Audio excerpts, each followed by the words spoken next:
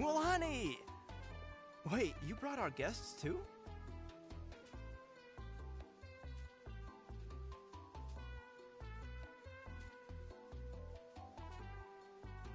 We're here to help!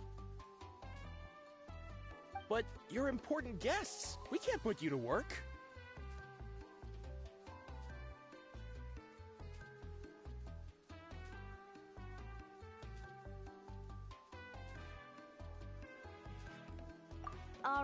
All right. Stop trying to out-polite each other, would you? The sooner we get this party started, the sooner we get to enjoy the real party. Now, where to start? Looks like the water outlet is blocked pretty bad. We'll need to dig under it. Ooh, those boxes in the corner need to be thrown out as well. Oh, they're moldy as all get out. Ugh. Also, someone needs to go out and get some cloth, wood, and decorations. Oh, and snacks, too. I say we get enough for 20 or 30 people. Bulk purchases fetch the best prices after all. Oh, but don't just accept the first offer they give you. I'm not good at haggling. Why don't you go? Hey, I'm not any better, and I wouldn't even know what to buy. How about we handle things here while you three deal with the shopping? Yeah, that works too. I can introduce you to all the shops while we're at it. All right, let's meet back here later.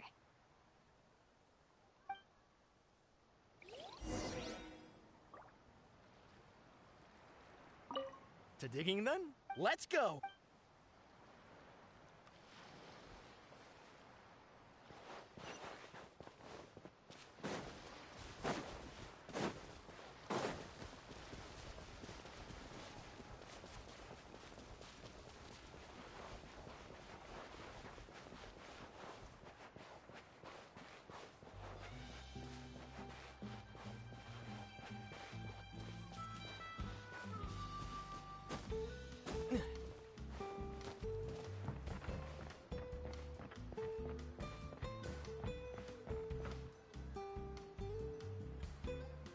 Hey there, Yellowfast.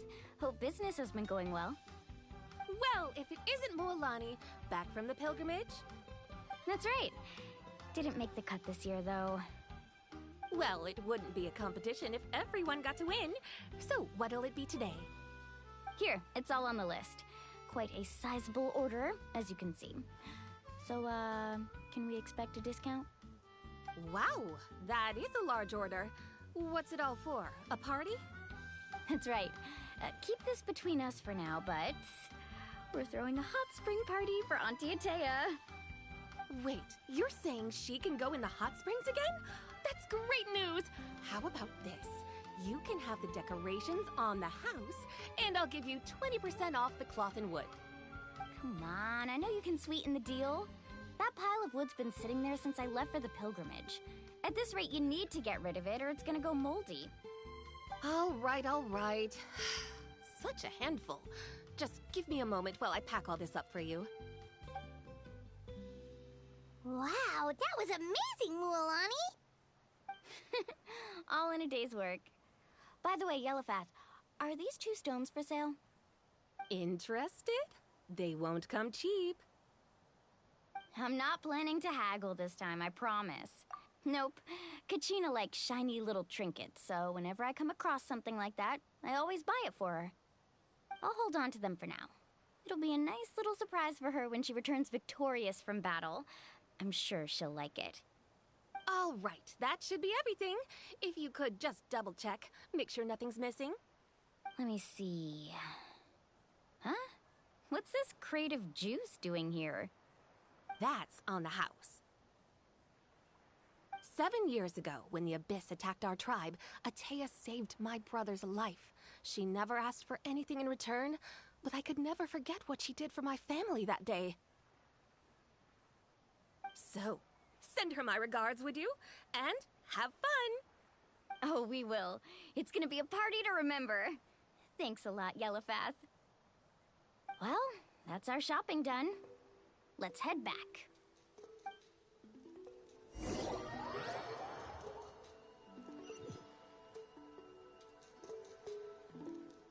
We're back. How's everything going? Wow, this place cleaned up nice. You got the water unblocked too. Good work. I would hope so. We spent all day clearing out debris from the bottom of the spring. Did you guys get everything? Oh, we brought back tons of stuff. We set it down near the cave entrance. All right then, roll up your sleeves, everyone, and let's get back to work. Actually, why don't you two take a break? I'll handle it from here. Traveler, mind lending me a hand?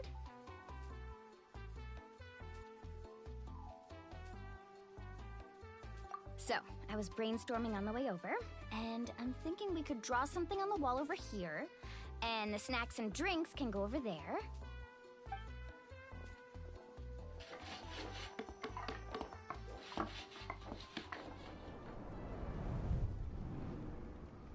So, what do you think? Not bad, right? It looks amazing! Paimon had no idea you were such a great designer! Well, I'm usually the one in charge of the family store, so I'm pretty good at things like renovation and organization. Effort. Still, I didn't expect it to take quite this long. Guess it's too late to invite Auntie Atea over, huh? Yeah, tonight's definitely not gonna work. Chief Amina set up those patrols to guard against the Abyss, and Atea volunteered. So she's on watch tonight. I see. Well, guess the surprise will have to wait until tomorrow. This could actually be a good thing. She can relieve all the exhaustion of keeping watch all night by soaking in the hot spring. Ha! She's gonna love it.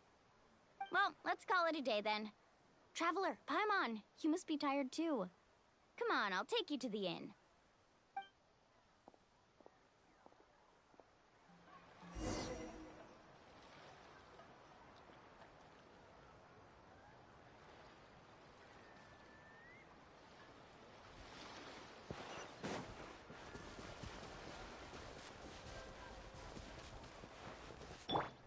Right here.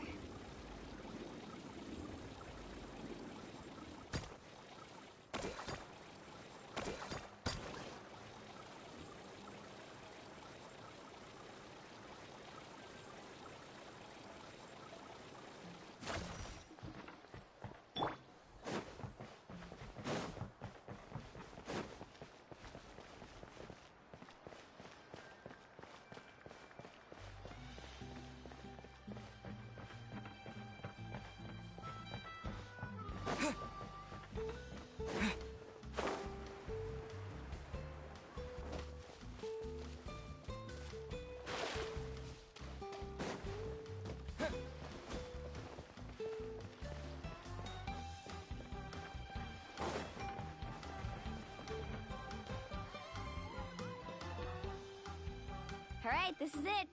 Get a good night's sleep, okay? I'll see you tomorrow. Yep, good night!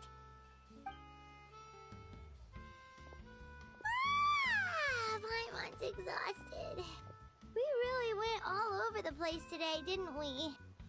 Anyway, we need to be well rested for the party tomorrow, so let's head inside.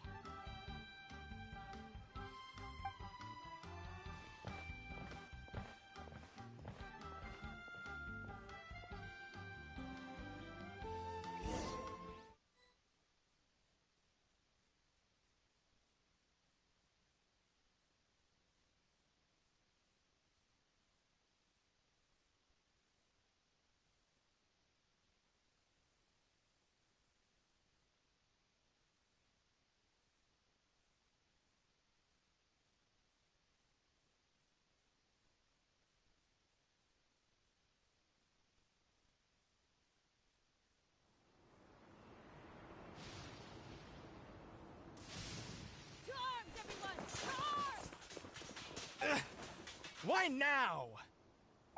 Huh? What's with all the noise? Traveler, Paimon, wake up! Mualani? What's going on? Where did all these monsters come from?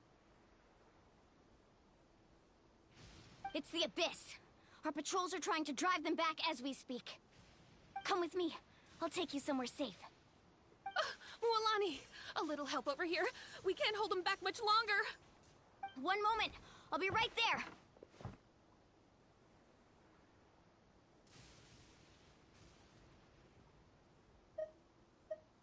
Couldn't have said it better myself. Hang in there. We're here to help.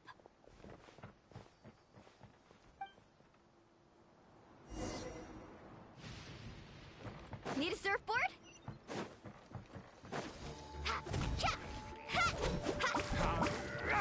Let's ride! Amazing! Tide rises! Oh! Have they been contaminated by the abyss? No, they are the abyss. Destroy them!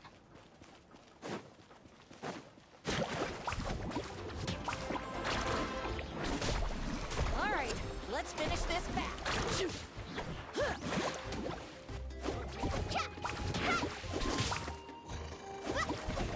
Let's round them up. Thank you. I'm alright. Go help the others. I almost died.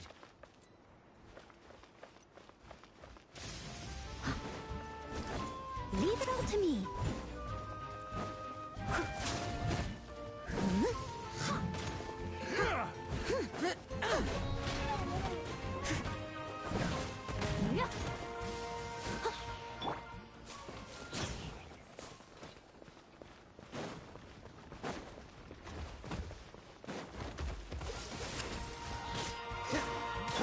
I must leave no stone unturned.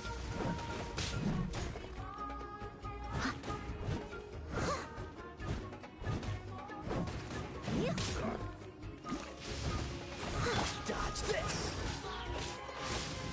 Ah!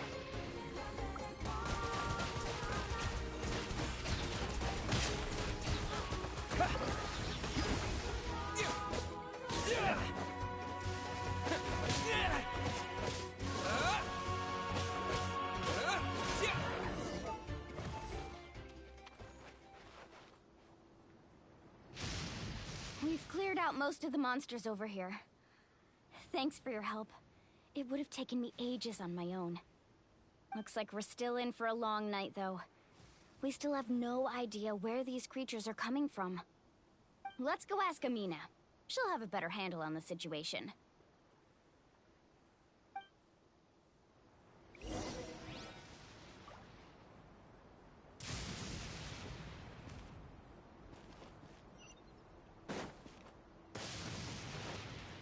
Faster!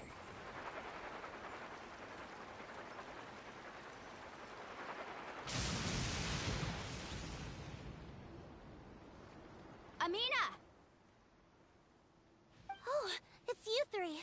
Thank you for helping clear out those monsters. We were prepared for an attack, but we didn't have enough people to prevent them from breaking through our defenses. No casualties so far, though. Where'd they come from this time? The east side.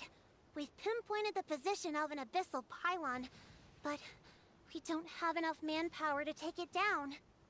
An abyssal pylon? What's that? A kind of gate created by the Abyss. One that allows monsters from the Night Kingdom to enter the physical world. The only way to end the attack is to destroy the pylon as soon as possible. Otherwise, the endless hordes of monsters will exhaust our defenses. Exactly. That's what I'm most concerned about. Their numbers suggest there might even be multiple pylons in the area. We're searching for them as we speak. Alright, we'll go seal off the one to the east. Traveler, Paimon, can I count on your help again? Of course! We can't just sit back and do nothing! On behalf of the people of the Springs, you have my thanks. We're counting on you. Let's go. There's no time to lose. Take care, Amina.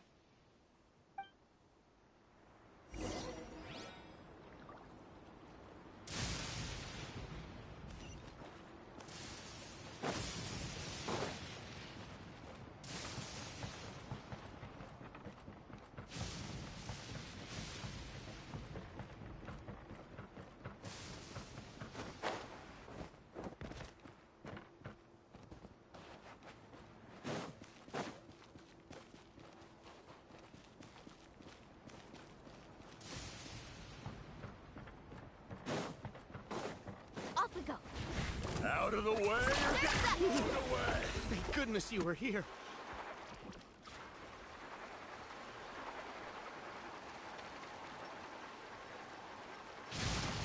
Mualani, is that the pilot? That's it, all right. Come on, let's get rid of it. This thing. Rain of bullets! Leave it all to me. Slip, slide, sprint! Out of the way, or get blown away!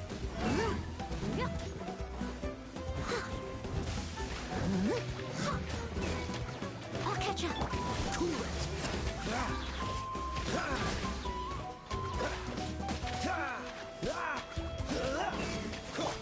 Steady as stone.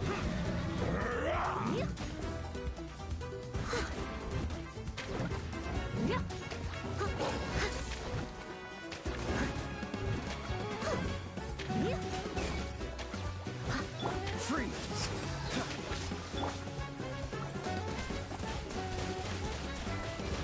Go.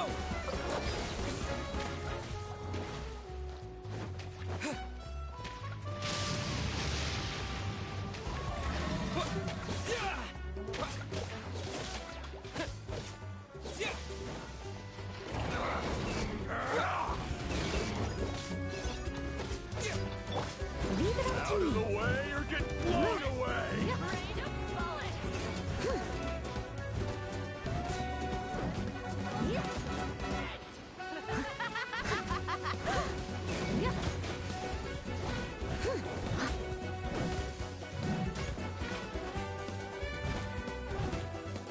Dodge this.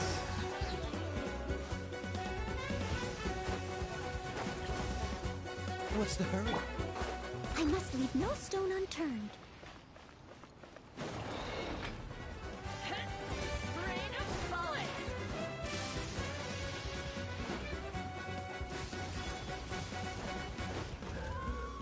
As a dutiful maid would.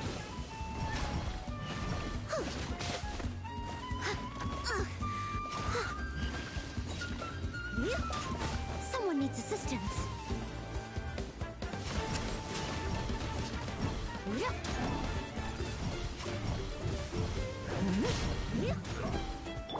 Freeze.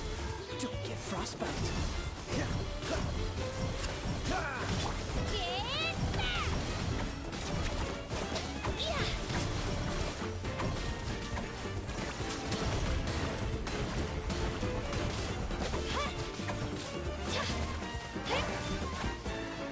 Wipe out. Steady as stone.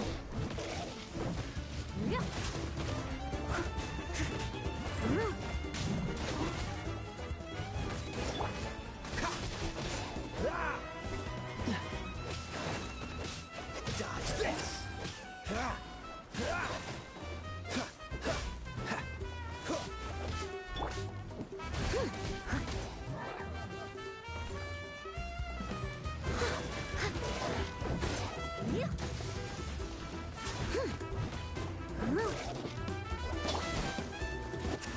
Let's ride! Woohoo! Amazing! Massive win!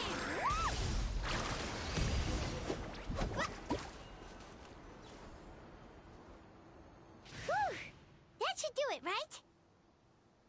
I don't see any more monsters, so looks like we're in the clear.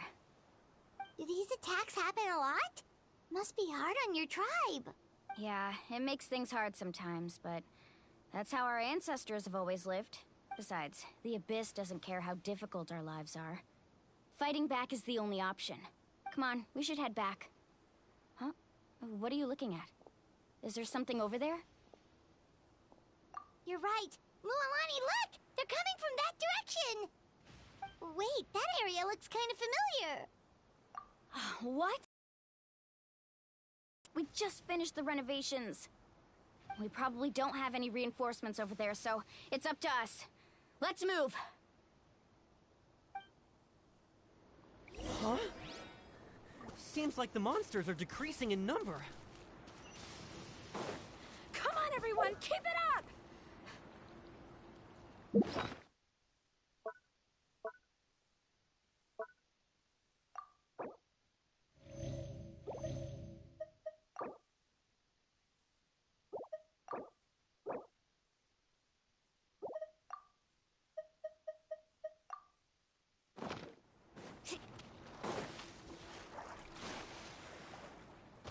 Off we go.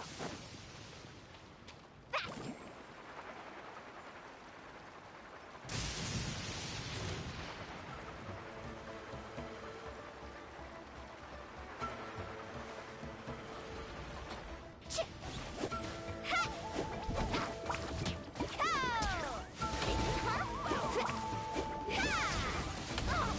Chill out!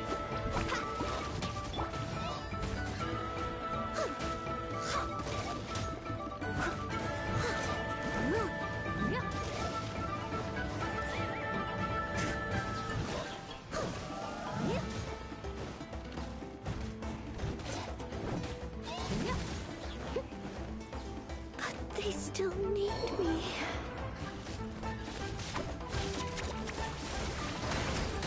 Sorry, I pushed myself too hard.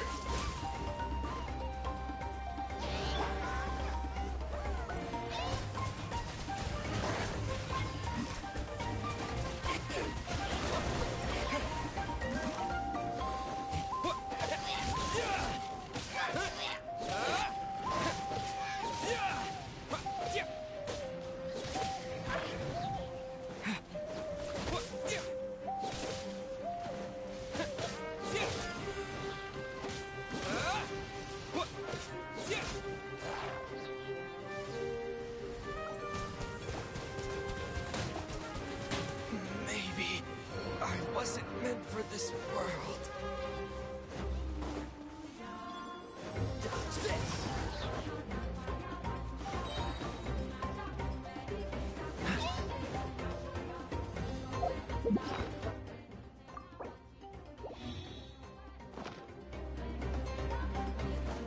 Oh, so sorry. Freeze!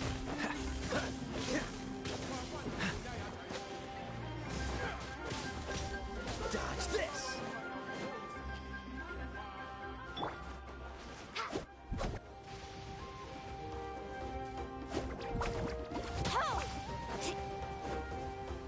Let's ride! Surf's up! Amazing!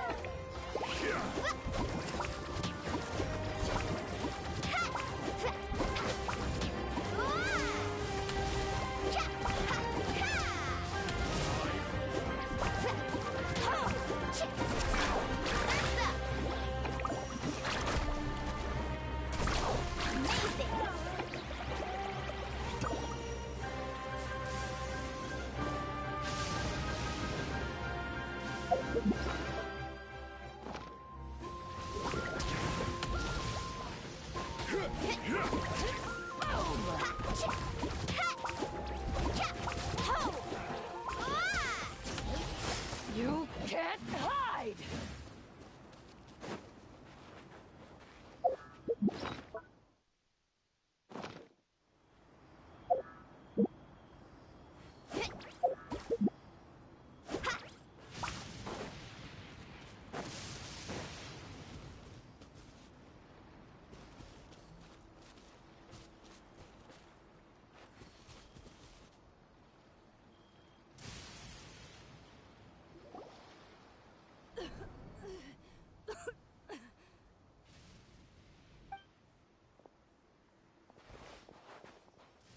Atea, what are you doing here?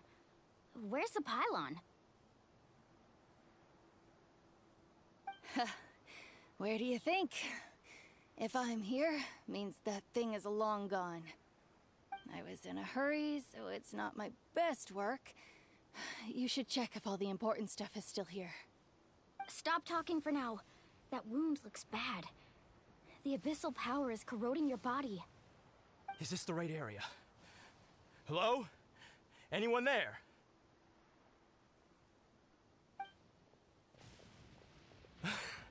Mulani and Atea, what's going on? We were told the second pylon was over here. Atea took care of it, but she's injured.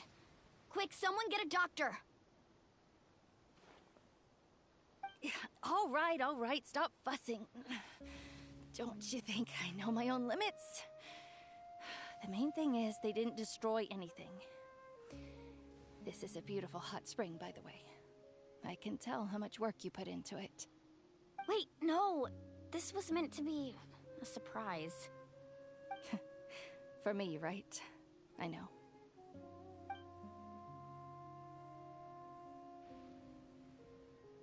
Atea! You think I couldn't tell you were avoiding me on purpose? Not one of you stopped to say hello today. It couldn't be more obvious that you were hiding something. And you, Mualani, were you the one that brought the snacks? How many times have I told you, you have to choose them based on the temperature of the water? Oh, forget about that. The doctor's almost here, and you're gonna get all better. Then we can have a meal together, and I'll help you make whatever you want, okay? You just have to hold on.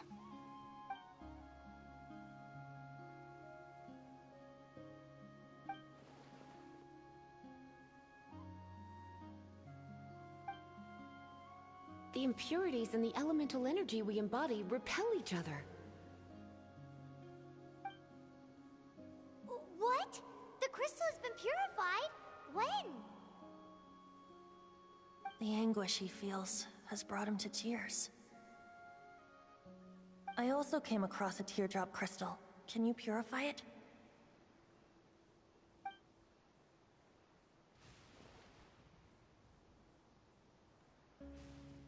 Atea! Atea! Wait, what do you mean?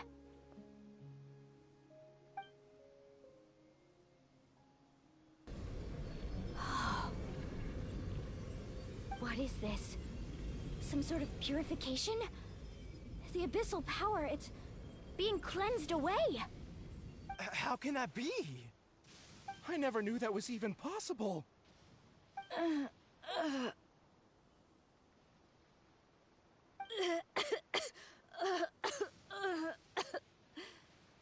Atea! The mark of the abyss. It's gone.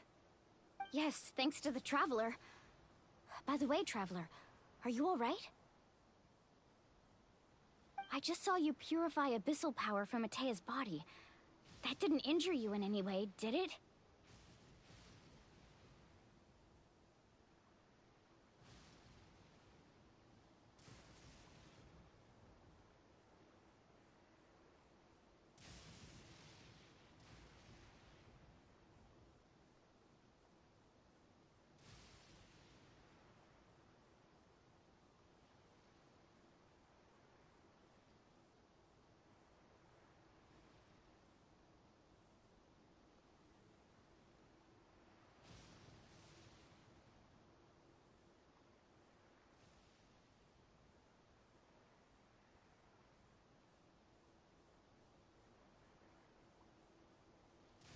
You're sure?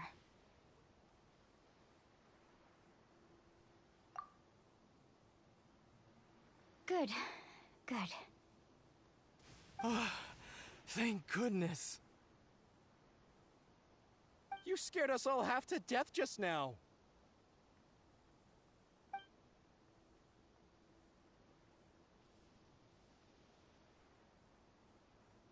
All right, everyone, head back and get some rest. We'll meet here tomorrow. We'll celebrate Atea's recovery and our triumph over the abyss. And most importantly, we'll show the Traveler and Paimon how grateful we are for their aid. Let's make it an occasion to remember. Dismissed! Got it!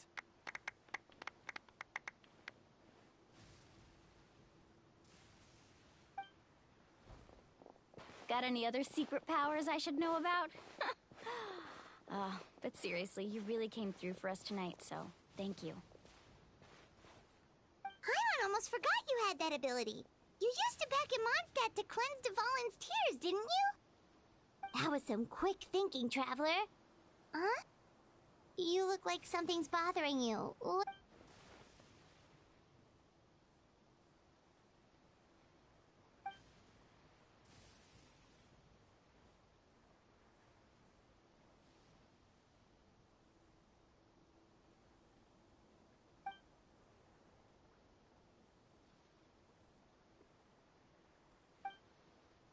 Abyssal power still exists within her body.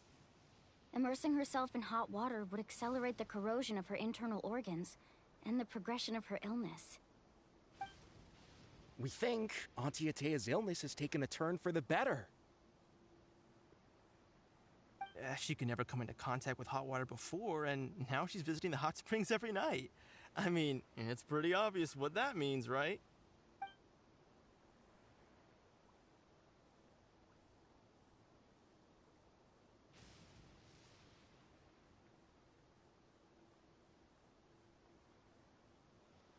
Hello? Traveler! Maybe you can zone out some other time because Paimon can barely keep her eyes open.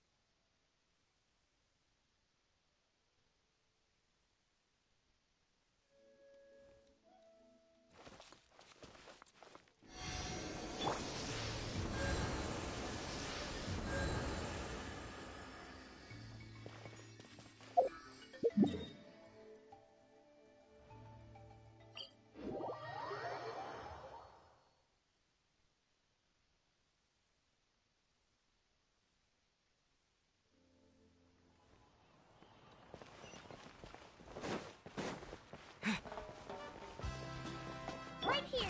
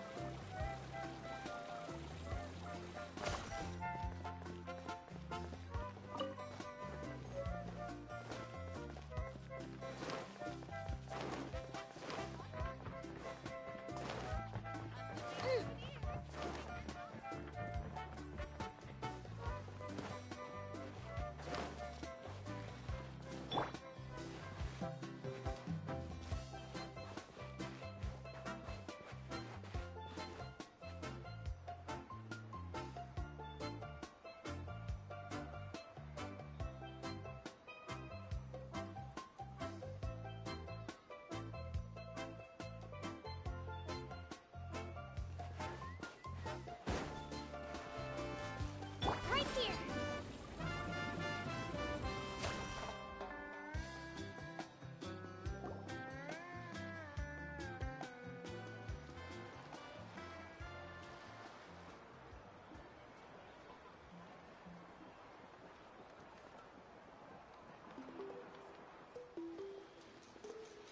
Not interested in hanging out with the other kids?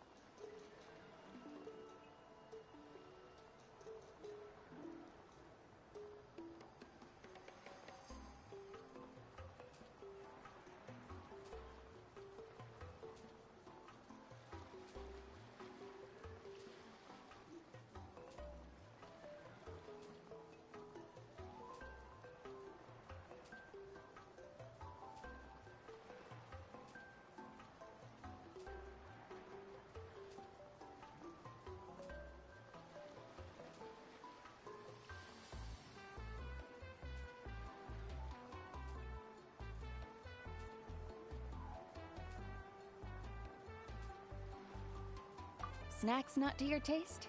Hot spring temperature too high? None of the above, huh? I heard you were the one who cleansed the abyssal power yesterday. I was hoping to keep it a secret for a few more days. Didn't want to ruin the celebrations and all. But looks like it was no use. Hey, kid! Who, me? Yes, you. Come on. Let's go for a walk. Hey, where are you going? Did something happen? Just going to get some air. It's too noisy in here. You have fun. We'll be right back. Oh, and there are extra snacks in that box over there. They need replenishing. Baked them all fresh this morning. All right. Sounds great.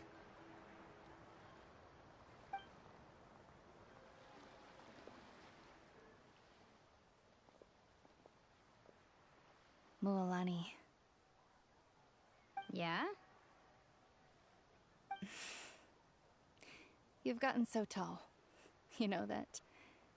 Feels like just yesterday you were that rambunctious kid causing trouble all around the hot springs. It's like all that time passed in the blink of an eye. Tell me, how are your parents? They're away on business. Seriously, Atea, what's going on? You're acting strange. Traveler, did something happen? Both of you seem a little off today.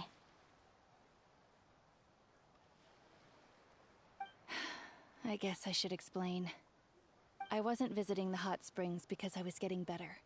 And that pylon yesterday, I didn't go face it by myself because I was reckless or too anxious to wait for reinforcements. It's because my body isn't going to last much longer. Your friend saved my life in that cave, and because of that, I got to enjoy this celebration with you all. But I'm just a few days shy of the end. The hot springs, I'm just trying to enjoy them for as long as I have left. Oh. Mualani? That better not happen again, whether I'm here to catch you or not. That's what you said back at the artificial spring. I had a bad feeling then, but I didn't want it to be true. I wanted to believe you were actually recovering. You want to know something? Recovery, death, to me, the two aren't all that different. Both are worth celebrating. You've never been resurrected, so you might not understand. But Death and I, we're old pals by now. There's nothing sad about being reunited with an old friend. I lived with regret for a long time. Regret that my illness meant I could no longer take to the front lines, especially as our nation slid deeper into crisis. But yesterday, I was finally able to let go of that regret. Not only because I found the strength to fight the abyss, even at the end of my life, but because I got to see you in action, Mualani. Seeing you out there, it made me realize that I don't need to worry about our tribe or our nation's future. You have the capacity to bring us all together. Even if I was never injured, old age would still take me one day. But I've done what I needed to do. The future is in your hands now. Just remember, whether in life or death, I am always with you.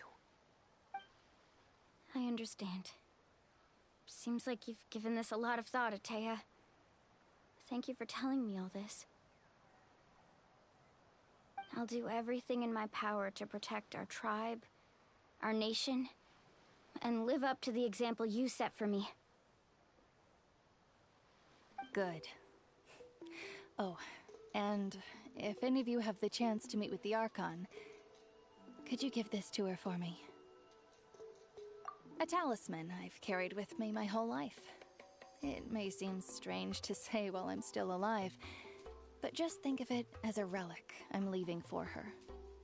It's brought me good fortune in battle. Even after I became too sick to fight, I never took it off. Just tell her it embodies fond memories and my strength of will. She'll know what I'm trying to say. Don't worry. We'll make sure she gets it. All right. That's all I wanted to say. Let's head back to the party. No use spending what little time I have left being sad.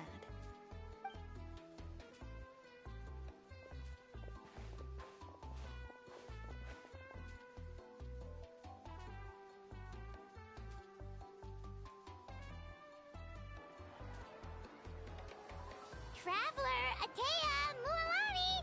If you don't hurry up, there won't be any snacks left!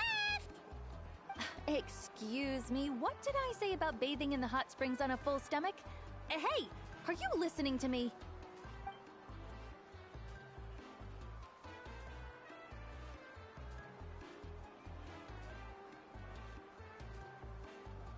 Life is a journey in which there's no turning back. So forge ahead and don't hold back.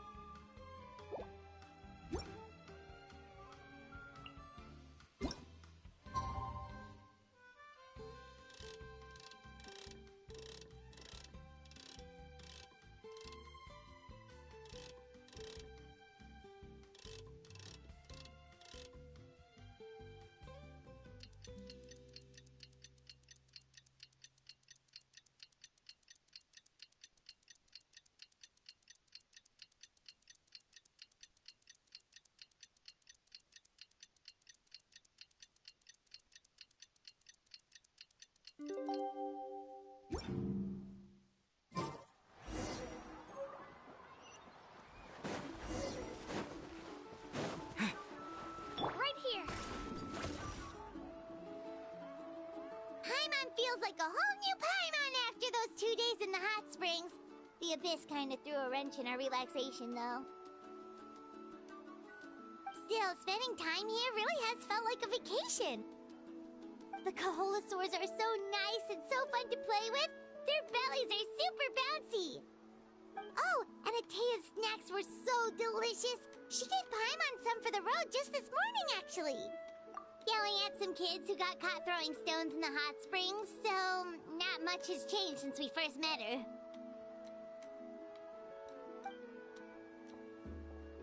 Hey, you guys. Sleep well last night? Yep, this area is so nice. Glad you like it. I was thinking of taking you guys out to do some sea fishing. Later tonight, we can eat whatever we catch. Fresh fish is absolutely delicious right off the grill. Hey, Mualani! Yeah? What do you need? The team sent out to fight in the Night Warden Wars has returned. And Kachina? Is she back as well? Kachina fell in battle. But don't worry, the team was victorious, so the Rite of Resurrection will be held in the stadium soon.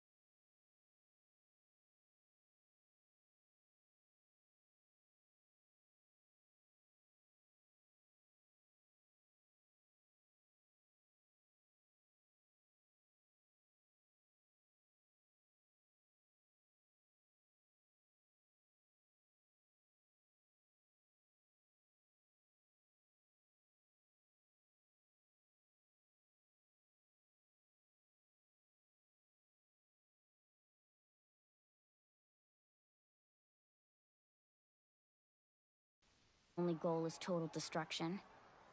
The Abyss isn't a living entity after all, so what capacity for logic or planning could it possibly possess?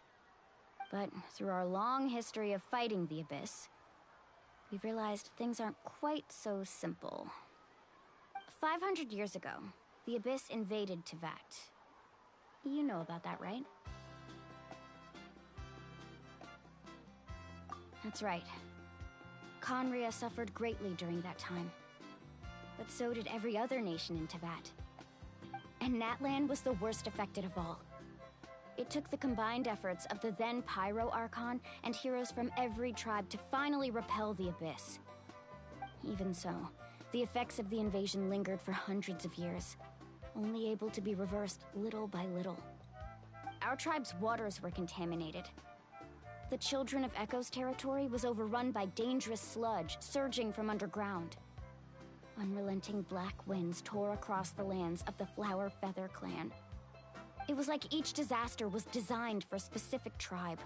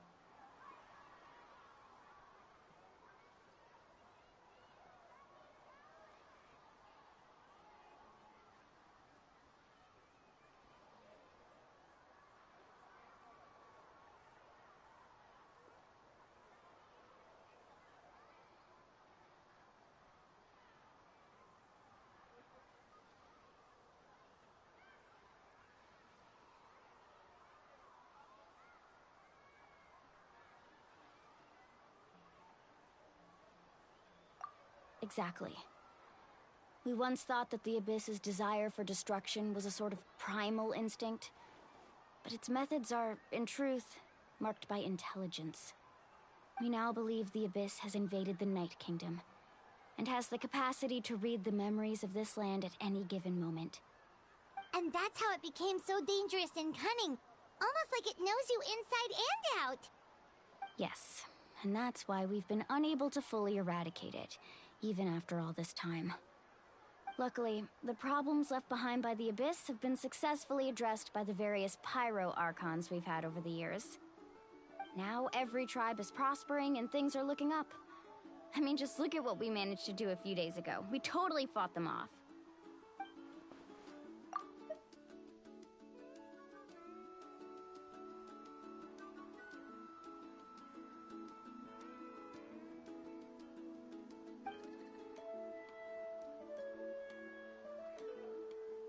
You must have had to sacrifice a lot to get to this point. Every battle, every sacrifice is in pursuit of a future where we get to stop fighting. Responsibility, duty, unavoidable burden. Everyone in Natlan views the war differently. But I believe we will be rid of the Abyss one day. And the efforts of all who fought against them will become a story for the ages. To think that my name could survive in ballads passed down to future generations, it's kind of romantic. Everyone has something that drives them forward, you know?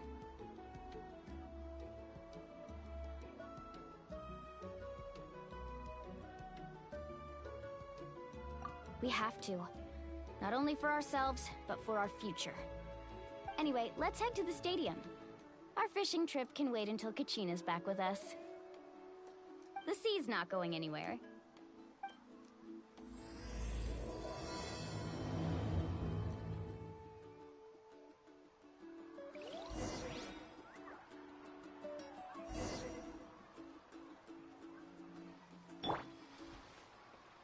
Right here.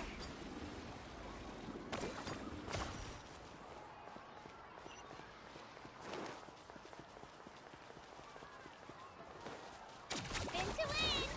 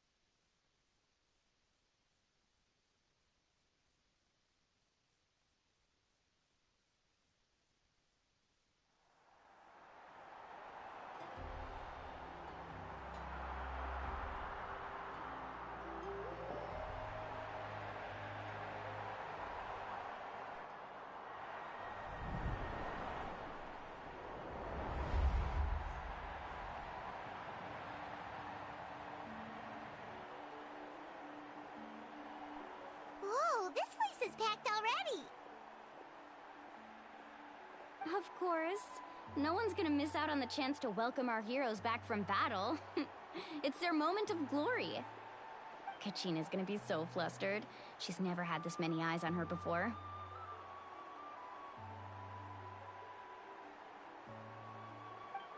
Yeah, she doesn't seem like the kind of person who likes being the center of attention.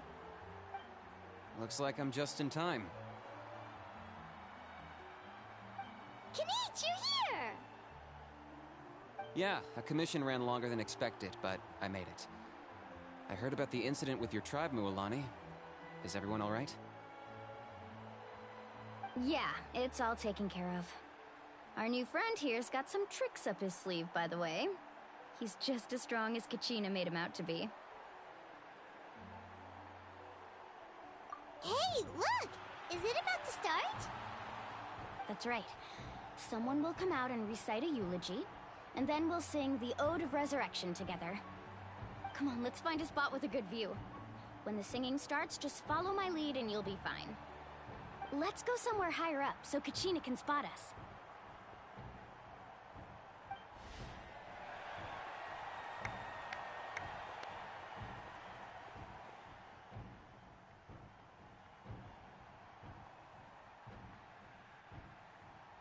Warriors of Natlan, heed the call of life. We are the inheritors of memory and legend. Those who grew alongside sun and wind. Those who forged our own destiny and future. That is Natlan's fire, the lifeblood of our nation.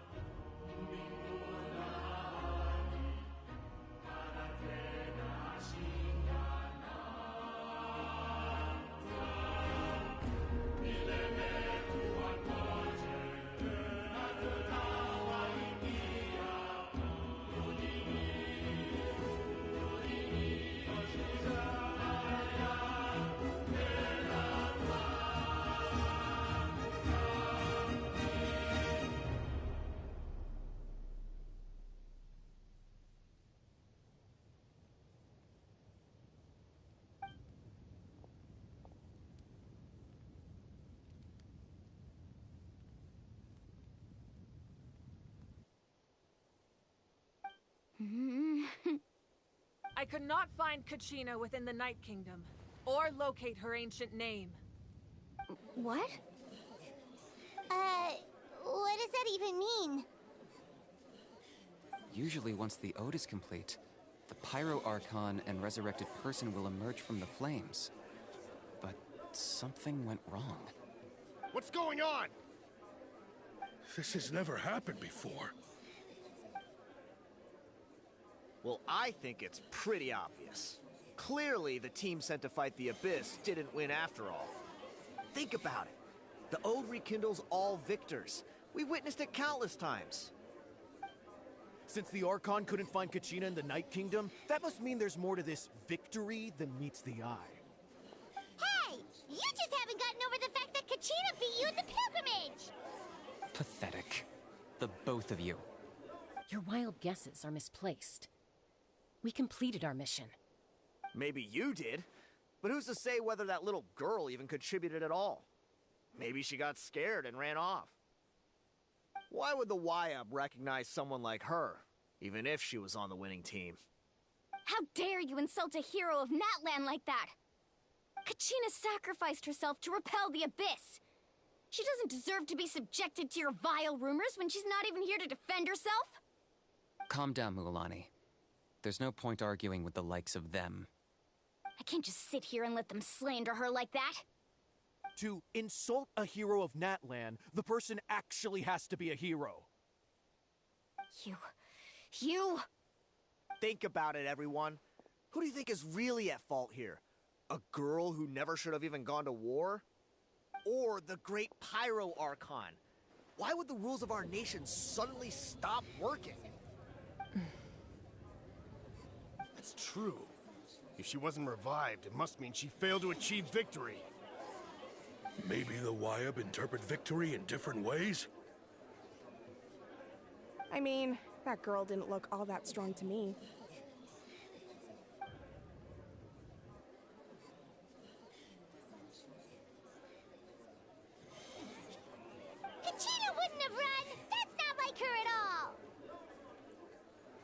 go. She's been waiting for this moment for too long. No matter how daunting the situation, no matter how scared she might feel, she's always the first person to stand up and face it head on. We don't even know what happened, so don't you dare try to use this as an excuse to vent your anger or slander her reputation. Fine. We'll find out what happens soon enough. Then, we'll see who truly deserves glory. That's enough. There is no doubt about today's victory, or Kachina's part in it. She is a hero worthy of our admiration and celebration. However, the failure of today's ceremony is undeniable. Kachina has not been rekindled, and I offer you all my deepest apologies as I continue to investigate this matter. To prevent further casualties, I have decided to suspend the pilgrimage until this matter is resolved. What? No one is all-knowing. No one is infallible, not even myself. But doubt is a means by which we seek the truth, not a weapon we wield against others. I didn't mean it that way, Archon. If there are things you wish to clarify, then ask me directly. Doubt my answer if you wish. But now's your chance. You have concerns? State them. No, of course not. Even though I have said nothing to change your mind, then it would seem the truth never mattered to you at all. That guy doesn't even have the courage to answer the Pyro Archon's question. So much for all that glory talk earlier.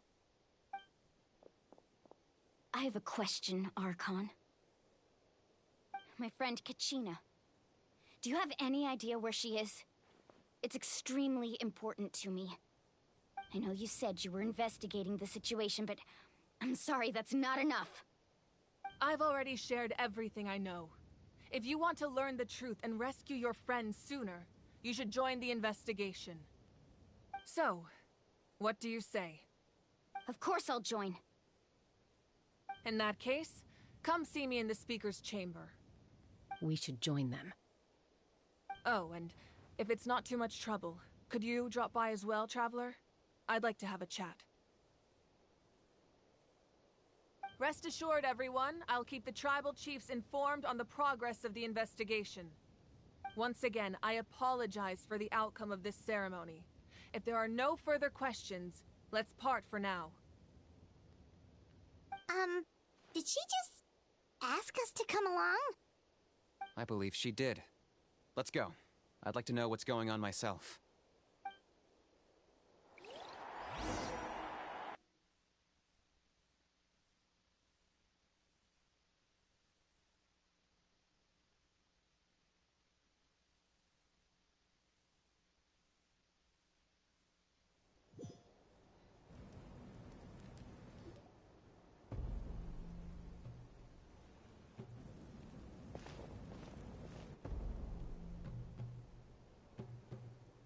The situation is urgent, so I'll get straight to the point. Kachina is undoubtedly a hero of Natlan, and I'm deeply sorry this happened to her.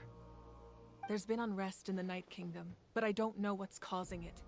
As a result, I've been unable to track down her location. Until we find and address the cause of the unrest, the Ode of Resurrection will continue to be ineffective. And that means Kachina won't be able to come back? That's correct. Not until the problem with the Night Kingdom is resolved. How long will that take? It's hard to say. Kachina always dreamed of fighting the Abyss, of doing her part to defend Natlan. She wasn't afraid of death because she knew, if it came down to it, the Pyro Archon would be there to bring her back to life. Whenever we sat down together, exhausted from training, she would always hum the Ode of Resurrection. She was supposed to come back to us. We were supposed to hug her and celebrate with her and share her joy. We supported her every step of the way, but what are we supposed to do now? Sit peacefully and wait for her return? Lose ourselves in grief over her death? Tell me, are we her friends? Or her murderers? That's not fair, Mualani. It's all right. I understand your rage and your grief. Kachina's life means a great deal to me, Mualani. Believe me, I want to bring her back as soon as possible. I would give you that peace of mind if I could. But please, hear what I have to say so I can at least give you a broader picture of the issue we are now facing. Considering the recent attack on your tribe, I believe the Abyss has found a new means of undermining the rules of our nation. You mean... The Sacred Flame. The foundation of our resistance against the Abyss. If we continue to hold the pilgrimage and send teams to fight the Abyss, there will likely be more casualties.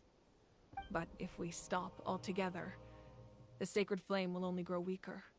The Abyss will scale up their attacks, and the tragedy we saw with the people of the Springs will only be the first of many. If we compare the two choices, the former seems to be the lesser of two evils. Sorry, I know that may sound harsh, but I bear the name Malipo. Weighing the costs is my duty. The raw truth can be cruel, but we need to understand it if we want to approach this rationally. But what would you say, Mualani? This is personal for you, and unlike Kanich, I dare say it's not a simple case of weighing up which course of action is less painful, is it? No. I can't choose between them, and I don't want to. Saying that one is preferable over the other is disrespectful to the people who suffered.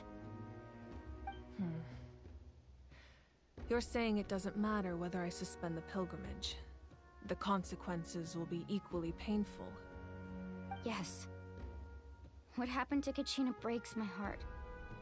But I couldn't bring myself to sacrifice other people for her sake. And that is the crux of the problem. It's not simply a matter of choosing the lesser of two evils. Either way, there will be people who suffer. And the end result will be the same.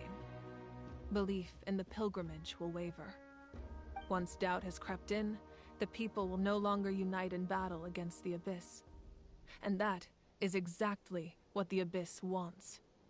Their ultimate goal isn't to break the rules that make the Ode of Resurrection work. It's to destroy the people's faith in them. To prevent what happened to Kachina from happening to anyone else, we need to suspend the pilgrimage. So that is my current plan. And in the meantime, I've made efforts to strengthen each tribe's defenses. Then, we have to find another way of strengthening the Sacred Flame to keep the Abyss at bay. This won't be easy. I'll need time to figure out the best approach. I understand your anger, Mualani, but I hope that provided some clarity at least. Wow. Hyman thought things were gonna get heated for a second, but the Pyro Archon took the time to explain everything so patiently. I owe you an apology, Archon. I let myself get carried away earlier, and I'm sorry. You're right. We need to focus on finding solutions. We could always hold the pilgrimage without sending a team to fight in the Night Warden Wars. That way, we would still be able to fuel the Sacred Flame. I've considered that, but the two events have nearly always been linked. Without the chance to fight the Abyss, pilgrimage rankings lose their prestige, and competitor numbers will drop. With fewer participants, the amount of contending fire produced will decrease, and the vicious cycle will continue indefinitely. So, essentially, the Abyss is taking Kachina hostage. You've learned about the concept of ley lines during your travels, yes? The Night Kingdom is something similar. Staying there for a short period of time shouldn't have an effect on the person. But with the Abyss in the picture, it's a different story.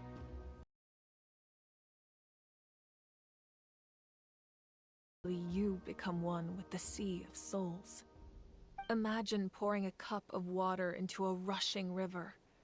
You can try to scoop up another cup, but there's no chance it will be the same water you had before. I won't sugarcoat it. That is the danger Kachina is currently facing. Just like you said, Archon. Both of these problems need to be addressed. You can focus all your efforts on dealing with the Sacred Flame. I will go search for Kachina. The Abyss poses the same threat to you as it does to her. It is very possible you will not return. Knowing that, do you still choose to go? Kachina's waiting for us to rescue her. That's all that matters. I failed to protect her during our campaign, but I can make it up to her now. I choose to go as well. Traveler? What do you think?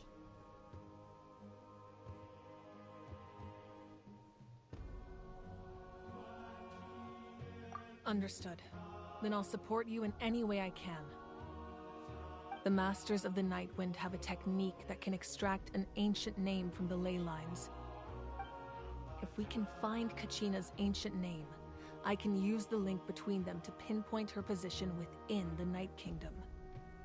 Then comes the hard part. You need to visit the Night Kingdom in person and rescue her. But isn't the Night Kingdom a land of souls? Can we even go there? Under normal circumstances, only the consciousness can enter. But there is a way to go there in person. However, know that the Night Kingdom will attempt to repel you, and the Abyss certainly won't leave you be. That's fine by me. Same here. Fighting the Abyss is nothing new for me.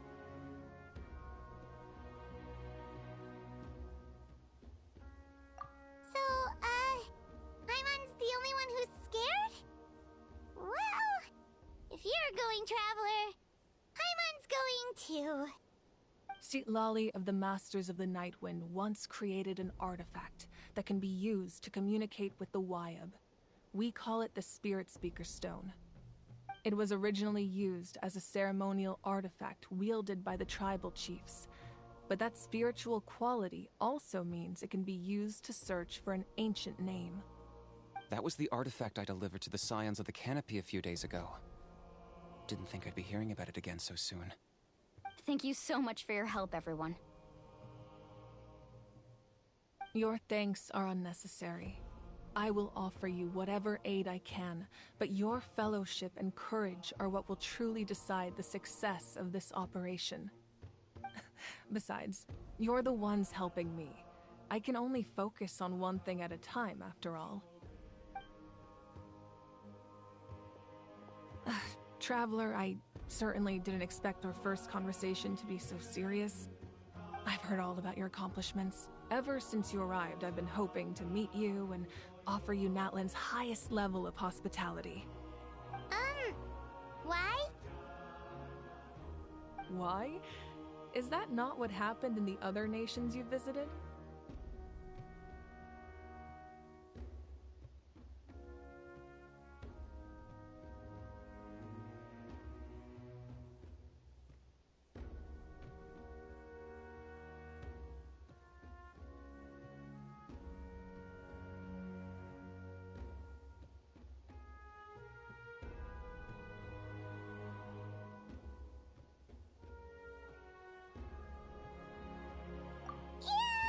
Pretty complicated at the start.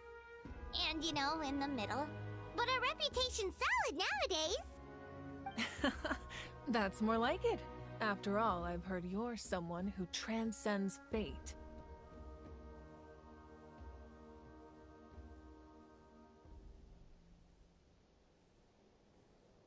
Perhaps even more than you can imagine. But we can talk about that some other time. Ideally, this would be the perfect night for a drink and some musical ambiance. But there are important things to be done. Oh, I almost forgot.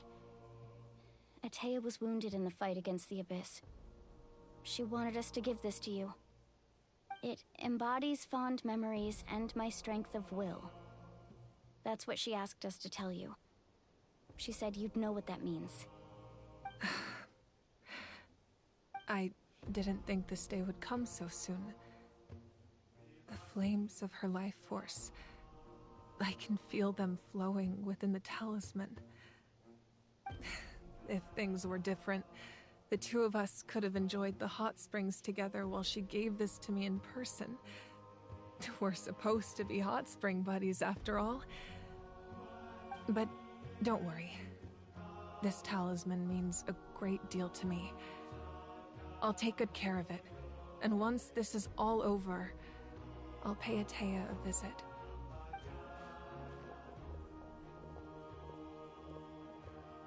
You said you didn't want to jeopardize the production of contending fire.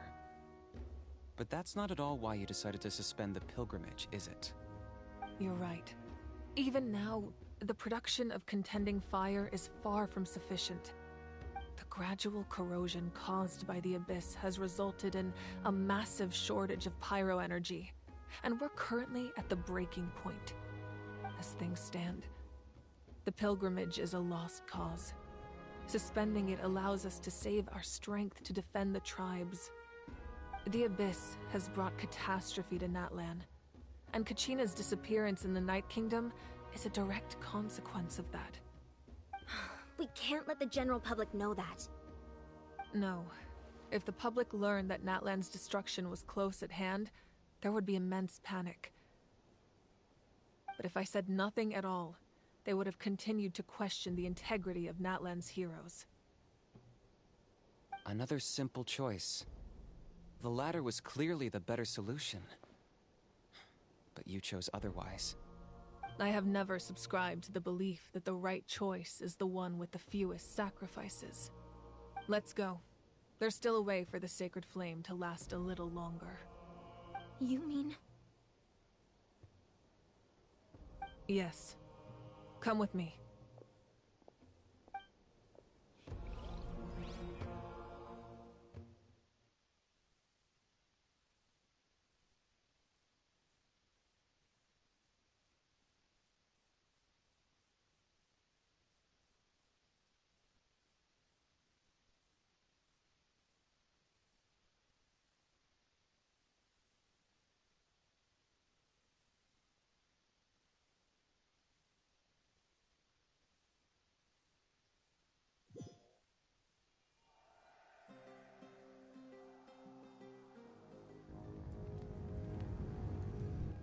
The sacred flame must never go out. Not only does it strike fear in the Abyss, but it's also the pillar of Natlan's stability. So until our heroes are ready, I will sacrifice my power to keep it burning. But that can only last so long. I think we should focus on the remaining ancient name-bearers. Don't let desperation cloud your judgment. Those chosen by the Wayab have already embarked on their destined path. It is for them to decide how that journey ends, not us. All we can do is support them. Even so, for you to make this sacrifice, it's not right. If not me, then who? No other is capable of sustaining the sacred flame. I possess great strength, but I'm not above my people. This is part of my duty.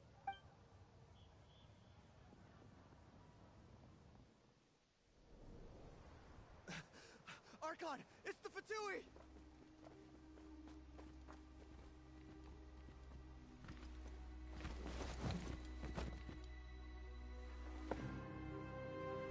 The Archon of Natlan.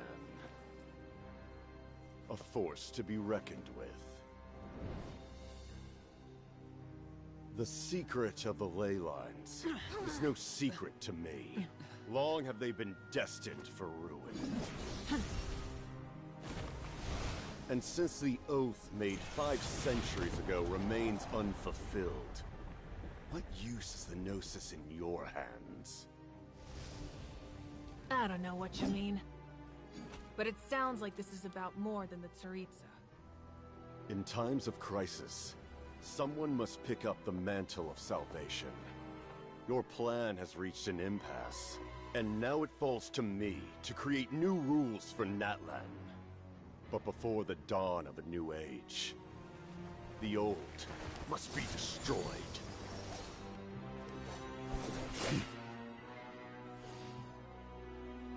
I assume that's the end of your speech?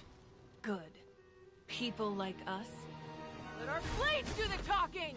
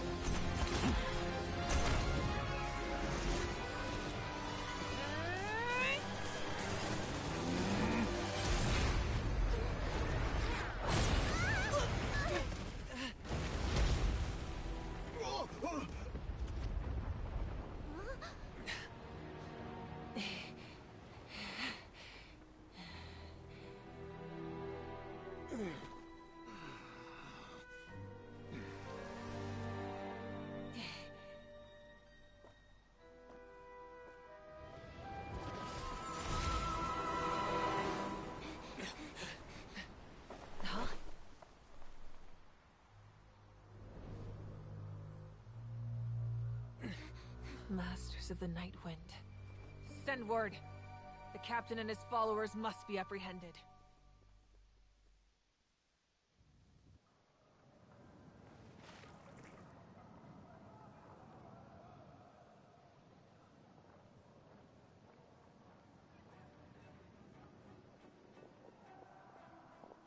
Are you alright, Archon?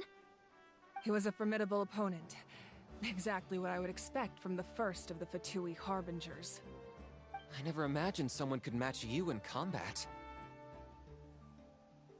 If the Tsaritsa sent him here, why would he bring up what happened 5 centuries ago? Yeah. And how much does he know about Natlan? The Harbingers are all driven by their own personal goals. The only purpose that unites them is collecting the Gnosis. But I'm sure the captain has his own reasons for being here as well. Whatever his motive, we should shift our focus to the Fatui. If they attack again, and we're not prepared, we're done for. No, we're running out of time. The wound I inflicted should hold him back and weaken him for the time being. Besides, I'm sure you noticed, the power that came to his rescue just now came from the Masters of the Night Wind. In other words, there are traitors among us. Not necessarily. This could prove to be a very valuable turn of events. When we exchanged final blows, I sensed an unusual presence within him. I'll need to investigate further. Kanich, go to the Masters of the Night Wind and look into who could have aided the captain. Speak to Sitlali. She should know. Of course. I'll head out right now. Do you still intend to... Yes, but fear not.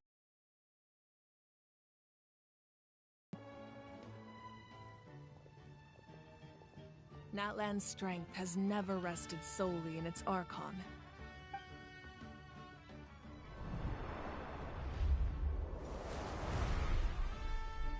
Together we foresaw the only path that leads to our nation's future. We must trust in that vision now.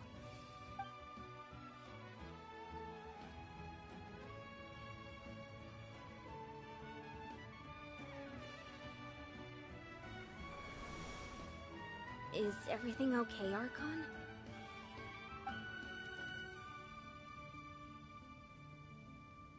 Completely fine.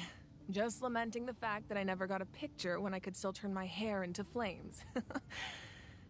Too late now. I just hope the others have a safe journey.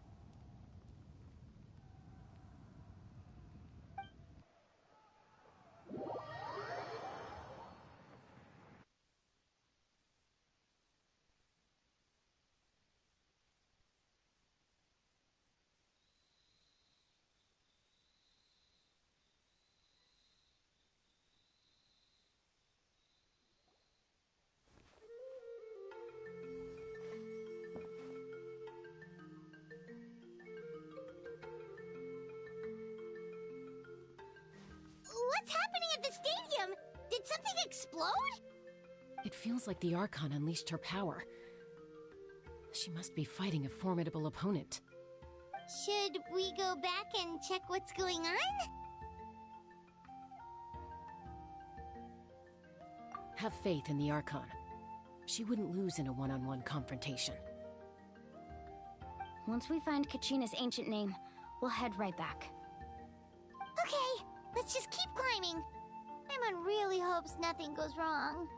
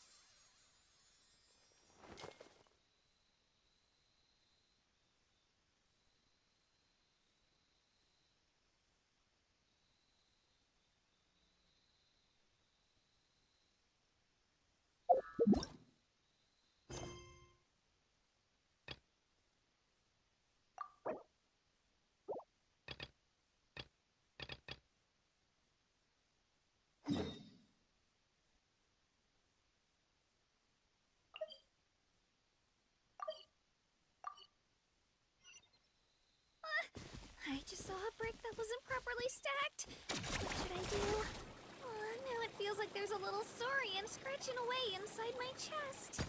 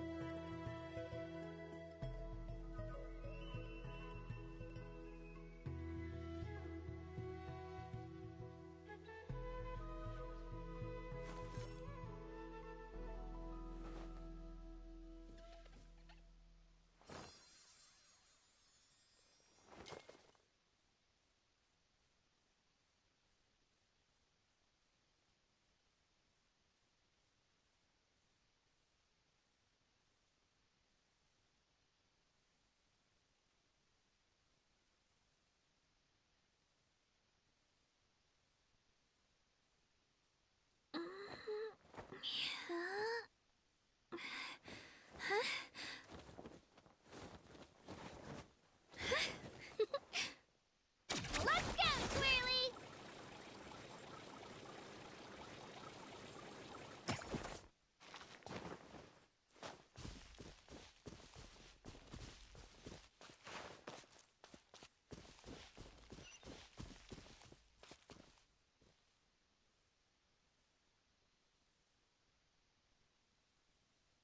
Shockwave!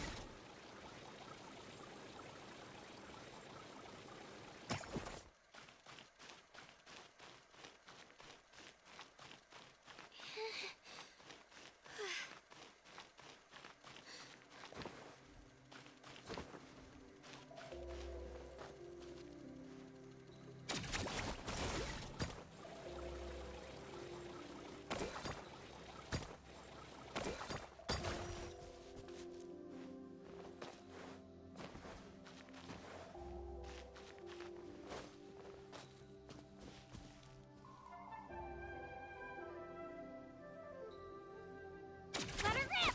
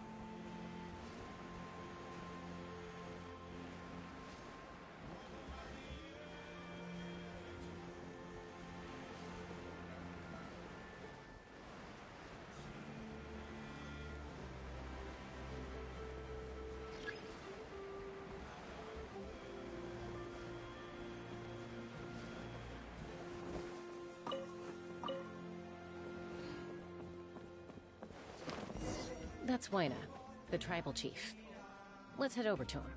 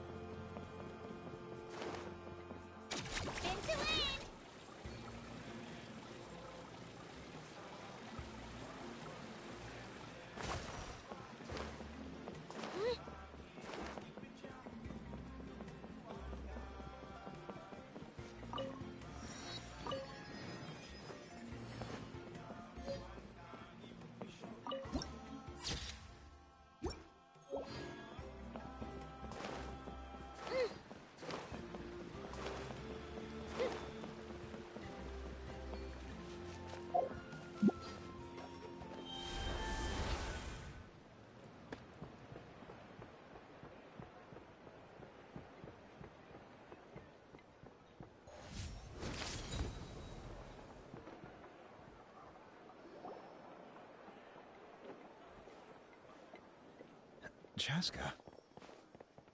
Nice to see you again, Wyna. I'm afraid we don't have time for pleasantries, so I'll get right to it. We're here for the Spirit Speaker Stone. Whoa, hold on a second. At least tell me why you need it first. My friend Kachina is trapped within the Night Kingdom.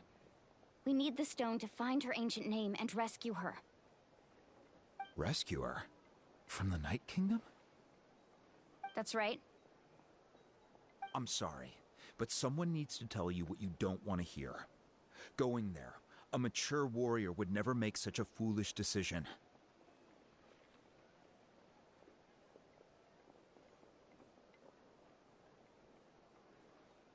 The nature of battle is unpredictable. You never know how it's going to end. Losing a friend is tragic, but when that happens, the best thing you can do is focus on how to prevent further casualties. I appreciate what you're trying to say, Chief Wyna. But if the price of maturity is abandoning a friend in need, I'll choose foolishness any day. If Kachina's still holding on, then so will I. I thought you might say that. Is something wrong, Wyna? This doesn't seem like you. Life isn't complete without taking risks. That's always been your mantra. It's nothing. The Night Kingdom is a dangerous place. Can't blame me for checking if you were up to the task. If you're that determined, far be it from me to stop you. Here's the stone. Keep it safe, okay? It's not like we have a spare. Thank you. Huh. Seems like you two go way back. But aren't you from the Flower Feather Clan, Chaska? Oh, Chaska's a peacekeeper, so she's famous throughout the tribes. She's always the one people call to resolve conflicts, so we slowly got to know each other that way. Her younger sister Quichi's always hanging around our tribe, too. She's helped us out a lot in the past. Oh, you have a younger sister?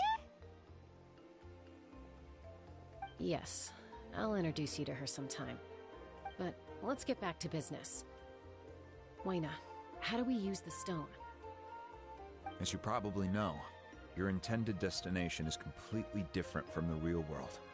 The Night Kingdom is like a river flowing with concepts, and the ancient name you seek is like a tiny fish swimming downstream.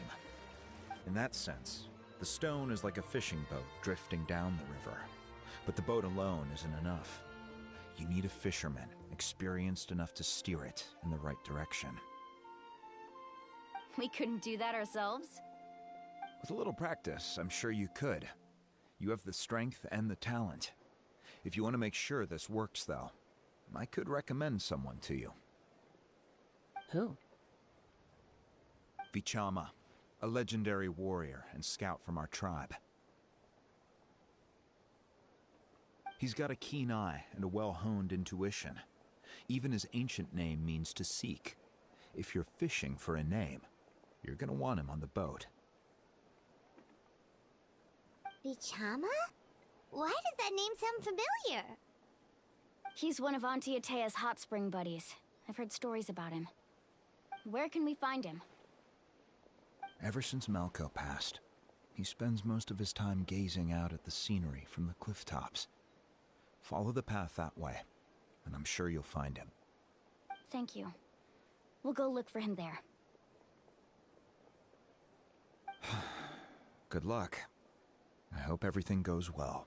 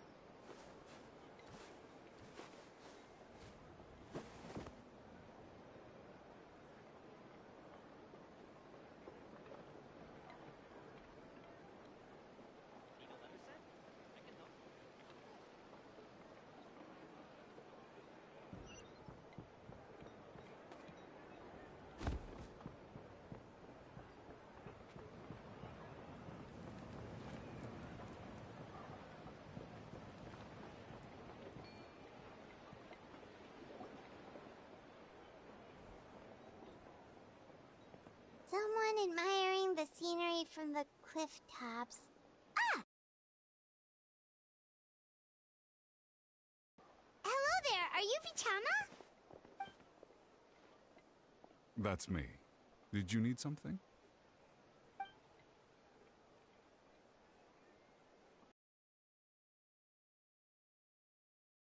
You're saying you can bring someone back from the Night Kingdom? How is that even possible? No, if you really think about it, anything's possible in that kind of place. But that would mean... Are you okay? You don't look so good. Everything's fine. I'll help you, but I do have a small request. After I help you find Kachina's ancient name, I want to use the stone to look for my friends as well. Your friend?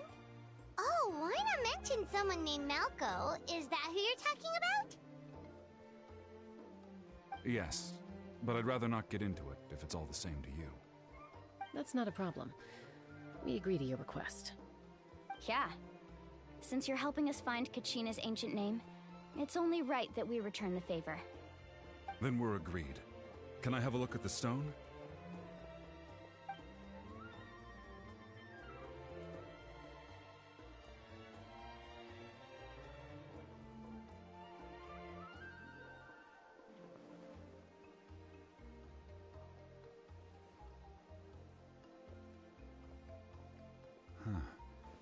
I see. From what I can tell, it functions almost like an abyssal pylon. Both connect the Night Kingdom to the living world. Once the connection is established, the abyss will come surging through the opening like a predator honing in on the scent of blood. So we have to be sure not to use it in a tribal settlement. Wow, you got all that just from looking at it? I just picked up on the basics, really. I still have no idea why it works. You said someone named Lali invented this. They must be a genius. I'll go find an open area and start setting things up. In the meantime, I need you to get 2 things for me. We'll go right away. What do you need? First, I'll need some hook ropes. Pretty much every store around here carries them, so no need to go anywhere special. Oh, and I need to build a net out of them, so make sure you get a good amount. Wait, are you saying you're going to use a real net to catch Kachina's ancient name? How does that work when one's tangible and one's not? By creating something tangible in our world, like a net, we can create a connection to a corresponding concept in the Night Kingdom. Basically, I'm going to use the concept of a net to catch something equally intangible, an ancient name. Oh, I see. What about the second thing you needed? Right. I need 2 chunks of obsidian. Once we bring the ancient names into our world, we'll need a place to store them. Normally, you can only get obsidian from the Children of Echoes, but I heard there's a traveling merchant from that tribe around here somewhere, so maybe you can try your luck there. Gotcha! Alright, let's split up. See that clearing? Let's meet over there when you're done. Oh, and you can send someone with me if you want. In case you're worried I might take the stone for myself. What do you think, Chaska? There's no need. Lena spoke highly of you. That means you're trustworthy. I appreciate it, even though that doesn't mean much to me anymore. Anyway, it'll take some time to set everything up, so no need to rush. I'll see you in a bit.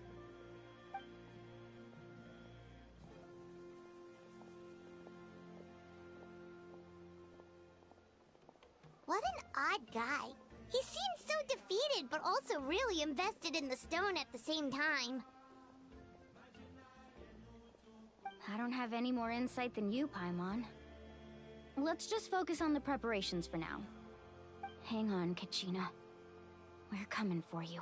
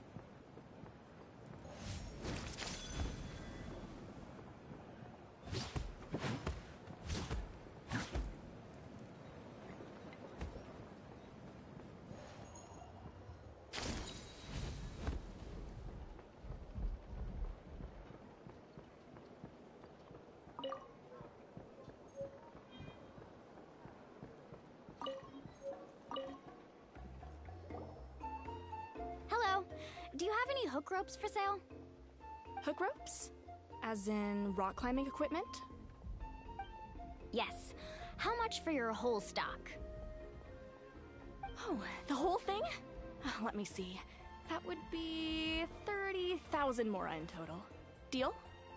Deal. Wait, really? What, you want me to drive down the price? We just need these as fast as possible. Thanks. Oh, no problem at all. I'll even pass along some information on the house. These ropes are usually used by rock climbing enthusiasts. If you want to learn, Roka's the person you want to ask. All right, that's everything. Here you go. Now we need the obsidian. Let's go talk to the traveling merchant Vichama mentioned.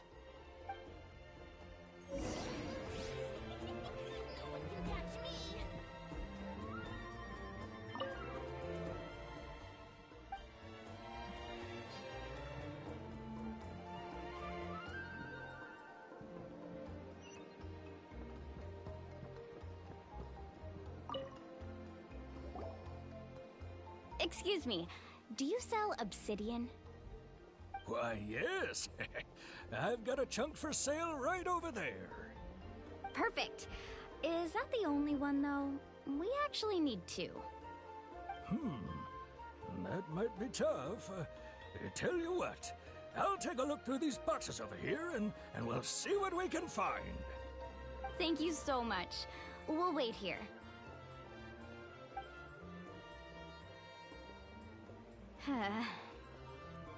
Relax. Everything's going according to plan. I know, it's just... I could tell Vichama feels the same way about his friend that I do about Kachina. I hope this chunk of obsidian isn't the only one. Kachina always carries all sorts of shiny stones with her. If I was the one trapped in the Night Kingdom, she'd have a whole pile of obsidian ready in a heartbeat. Well, would you look at that? I did bring an extra. Here you go, young lady. How does it look? Perfect! Thank you. How much do I owe you? If you hadn't shown up, these stones would have just sat here collecting dust. I'll take 3,000 mora for both. Here you go. By the way, I heard you mention Vichama just now. You running an errand for him, then? How's he doing? Malco's been gone for 5 years now. It's about time he started to move forward. Do you know what happened between them? I heard about it in passing while I was out drinking one night, but I don't know all the details. Vichama and Malco grew up together, and even made a name for themselves together. Malco was an amazing fighter, capable of knocking out multiple opponents in a single hit, while Vichama excelled at scouting and analyzing the battlefield. The two made an excellent team, and managed to beat back the Abyss several times. 5 years ago, they both emerged triumphant in the pilgrimage, and were placed on the same team to fight the Abyss. But on the eve of battle, the Abyss launched an attack on their tribe, and Vichama suffered an injury to his leg while attempting to rescue someone. Then what happened? The team agreed that he couldn't fight the Abyss in his condition. Vichama didn't argue. He knew going to the front lines with an injured leg would make him a burden in battle. So they raised the issue with the Pyro Archon, and she agreed to let him stay behind. It's just... Malco and the others ended up facing hordes of abyssal monsters in numbers that far exceeded anyone's expectations. The team made an error in judgment, and they fell to the onslaught. Vichama went into a deep depression after that. He blames himself for everything. Oh, you're not wrong. But it's possible he chooses to blame himself. Not because he did something wrong, but because he wasn't able to do anything at all. I've tried convincing him to move forward, to stop dwelling on the past. but the shadow of Malco's death hangs over him still. The Abyss has caused so much suffering, and some wounds never heal. I wish there was something he could do to make himself feel better, but... anyway, that's the gist of it. Maybe you could help him talk things through sometime. I would really appreciate it.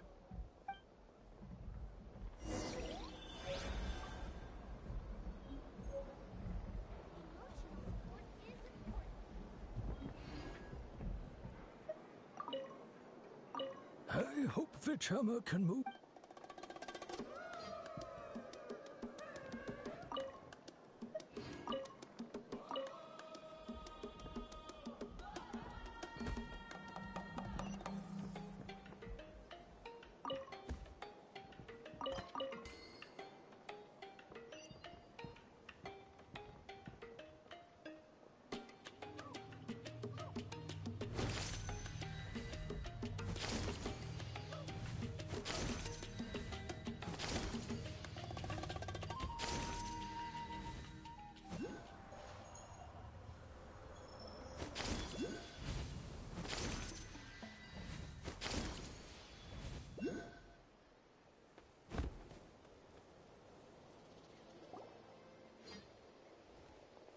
Did you get everything? Yep, it's all here. When do we start? I've made all the necessary adjustments, so we're good to go. As agreed, I'll help you find Kachina's ancient name, and then you return the favor. Go ahead.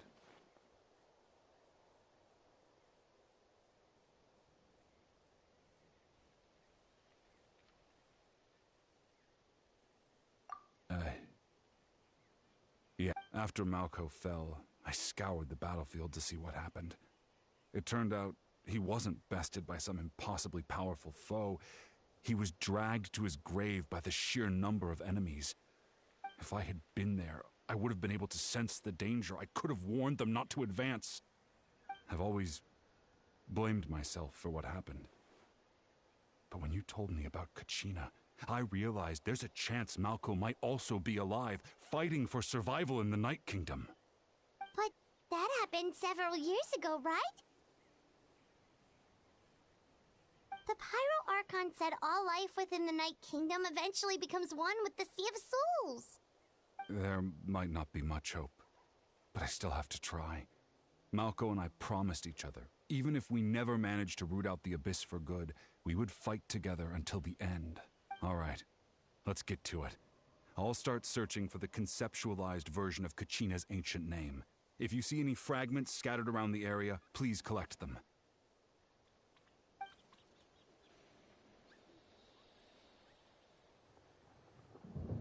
Make sure you prepare yourselves for battle. As I said, the stone will link the mortal realm to the Night Kingdom. The Abyss will likely emerge in response. Look at that golden thing. It must be one of those fragments Vichama mentioned. Let's get closer.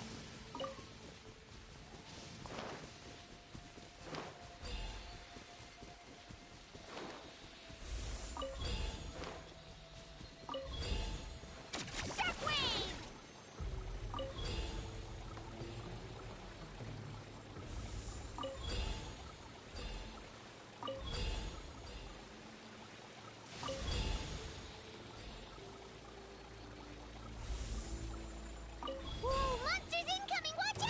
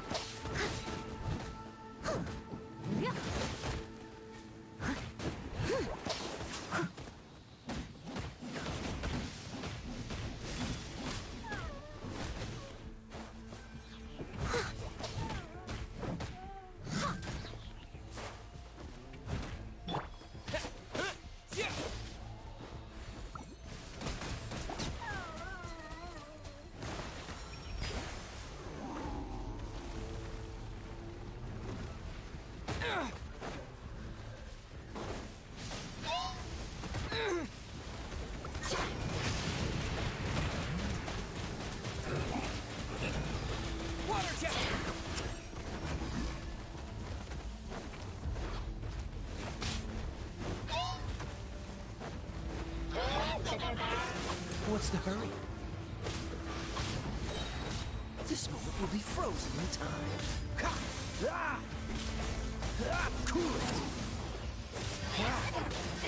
Ah! As a good knight should.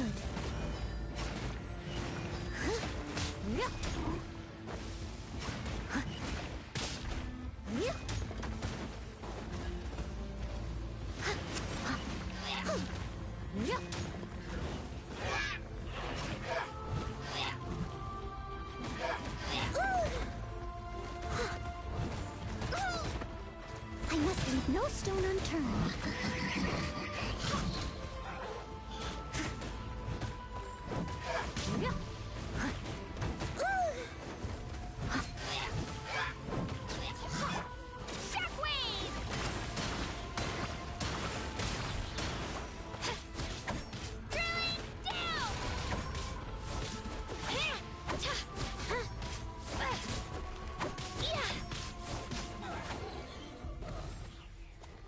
How much longer, Vichama? Not long. We're getting close.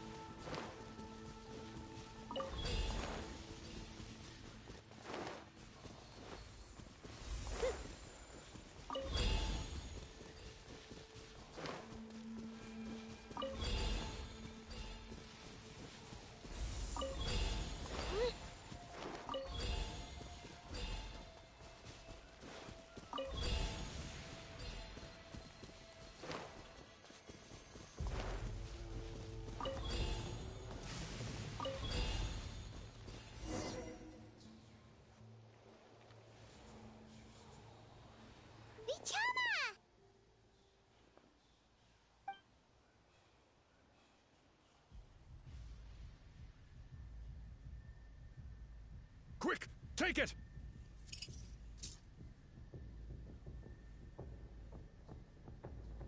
I found Kachina's ancient name. Hang in there, Malko.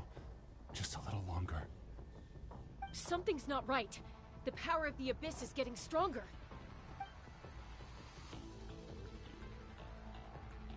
The Abyss is corroding his body. Vichama, you can't keep going. You'll die.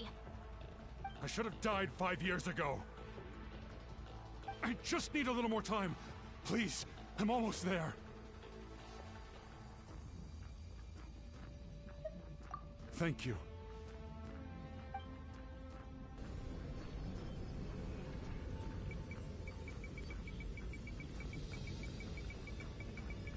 Whoa, watch out! The power of the Abyss is strong.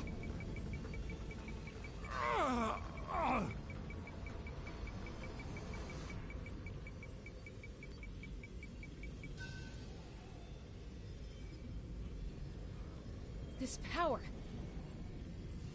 Hanging in there?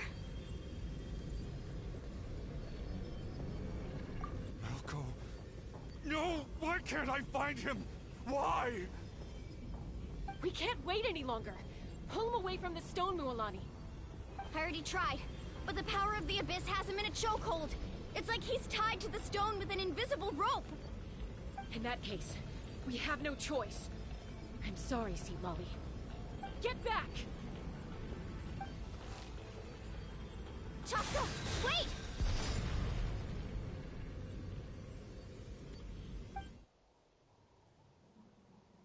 Ouch! What happened just now? It looked like the Spirit Speaker Stone was... The stone's power was spiraling out of control. The only way to stop it was to destroy it. You were all caught in the shockwave of the explosion. You might feel dizzy for a while. Give us a heads up next time, will you? You're lucky we managed to dodge it in time. I thought I said to get back. Yeah, barely a second before you made it go poof. Not everyone has your reflexes, Chaska. We were this close to getting dragged into the explosion. Okay. I'll be more careful next time. At least Kachina's ancient name is still in one piece. Wait. Vichama! Vichama! I couldn't find Malko's ancient name. It must be completely gone by now. Once your ancient name disappears, there's no coming back. From the very beginning, I knew there was a slim chance, but still. And now... too late to save him. From the minute he left that day, it was already too late. Vichama. I'm sure he's heard enough condolences over the years. Huh? What's that in your hands, Vichama? It looks like something's glowing. Huh? This is...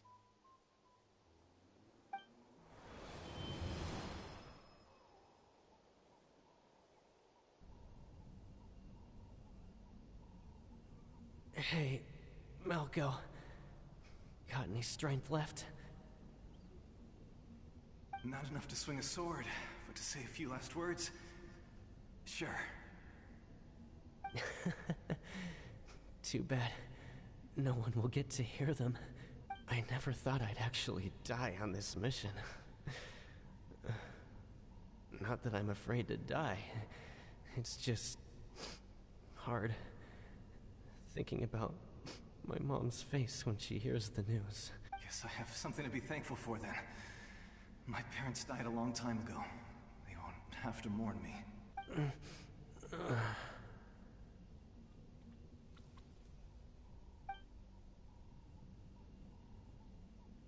Pisak! Always had to beat me at everything, didn't you? Right to the end, you were never one for goodbyes. Maybe you're right. Maybe no one will get to hear our last words. But Vichama, I'm so glad you didn't come with us. Don't be sad. Just keep on living. For the both of us.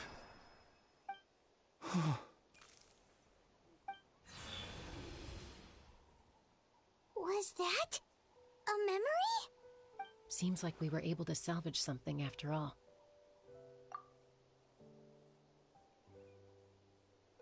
Of course. Seeing him, hearing his voice again, it makes me unbelievably happy. But it also brings with it an even deeper pain. A deeper pain? Why? Malco was always the type to put on a brave face. But in that memory just now, his hands were shaking, and his smile was forced. For all these years, I regretted not being able to fight alongside him to the end.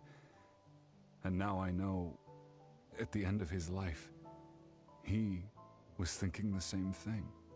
Vichama. I'm fine. Actually, I heard Chief Wyna wasn't really on board with your plan to go to the Night Kingdom. When you asked for my help, I hesitated too. I knew helping you find your friend's ancient name meant leading you one step closer to danger. But I also understood why you had to try. Everyone has regrets in life, but not everyone gets the chance to make up for them.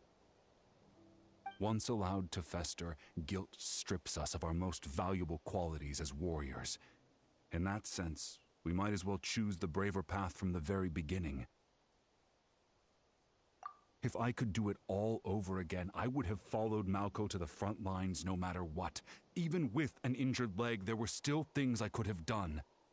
That way, even if the outcome stayed the same, I still would have fought alongside him to the end.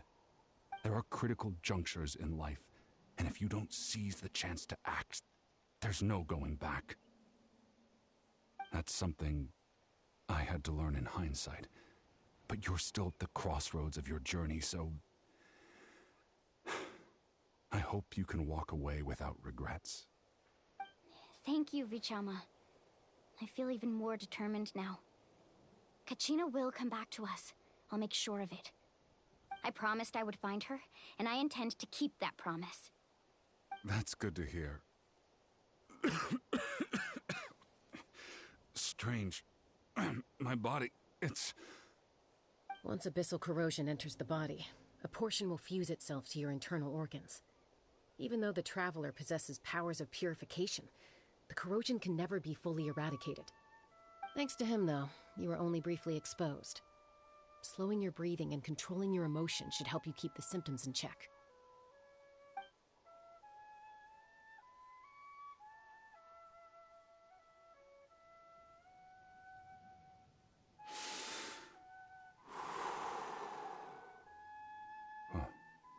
That does make me feel better. You seem very knowledgeable about all this. Just speaking from experience, that's all. Anyway, we've recovered Kachina's ancient name, so we're off to a great start. Let's get Vichama back to his tribe and tell Wina the good news. Oh, and apologize for destroying the Spirit Speaker Stone. We had no choice, though, so he'll probably understand. Right?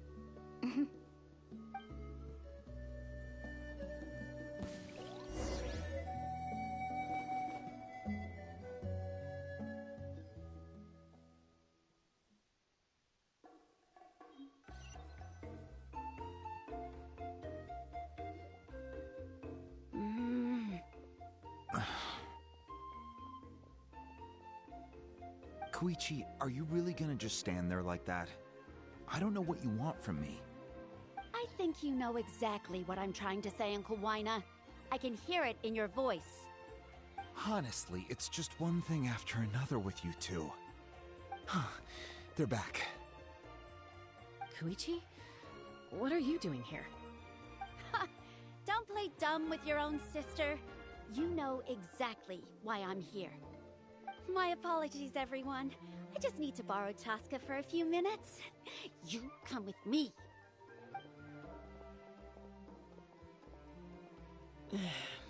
I'll be just a moment. Who is that?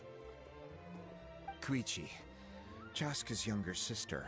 Although the two aren't actually related by blood, it's kind of a long story.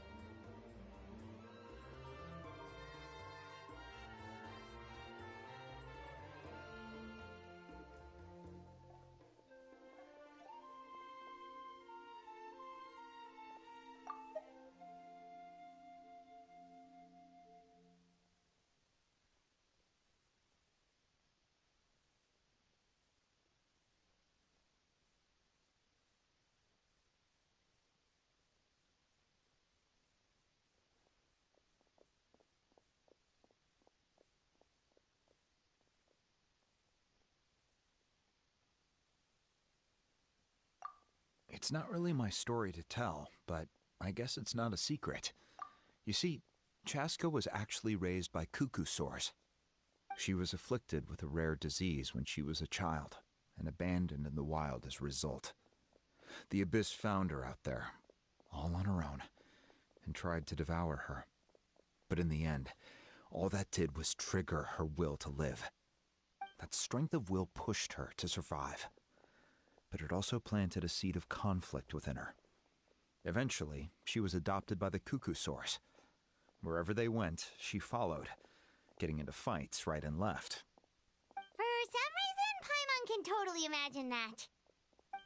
Well, when Chaska finally returned to human society, it was Koichi's parents who adopted her.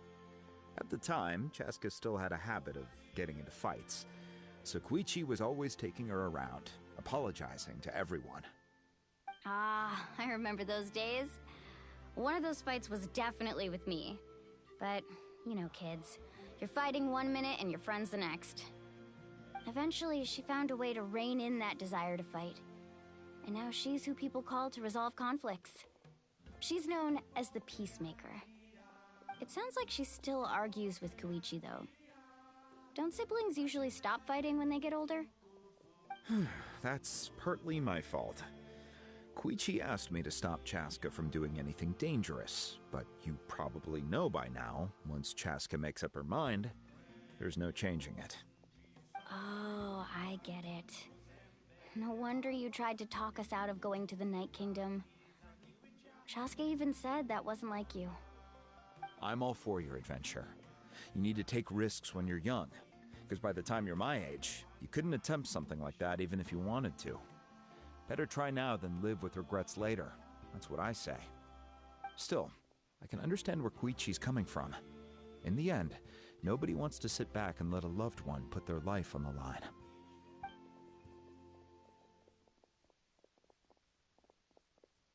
All right, it's just the two of us now. You have 1 minute to explain yourself. I don't have anything to say. You don't have to approve, but you should know I only do what's necessary. That attitude is exactly the problem.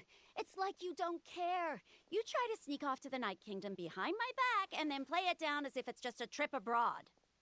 Well, technically I am going abroad, right? Again with the excuses! We agreed, didn't we? There are 4 levels of danger. If it's not something urgent, you can only engage in level 2 danger and below. You can only go up to level 3 if a situation is so dire there's absolutely no alternative. But a trip to the Night Kingdom? If that's not a level 4, I don't know what is. And you were just going to sneak into the place without saying anything. What do you mean, sneak into the place? I always planned on walking in there with my head held high. You bought off Uncle Wina, didn't you? He promised me he'd stop you from doing anything dangerous. Oh, it's like he didn't even try. You feel like he went back on his word. What if I told you my mind was made up, and there was nothing he could have done? Not even by force. Oh, I knew it! So he did try to say something, but you didn't listen. This is important. If you were in my shoes, you'd make the same decision. You don't know that? I'm a doctor, and I handle logistics. If you're going to waltz into a dangerous situation where you could lose control at any moment, it's my duty to say something. All right, whatever. Anything else? What do you mean, anything else? Why don't you reflect on what you've done and promise me you'll stay put? Time out.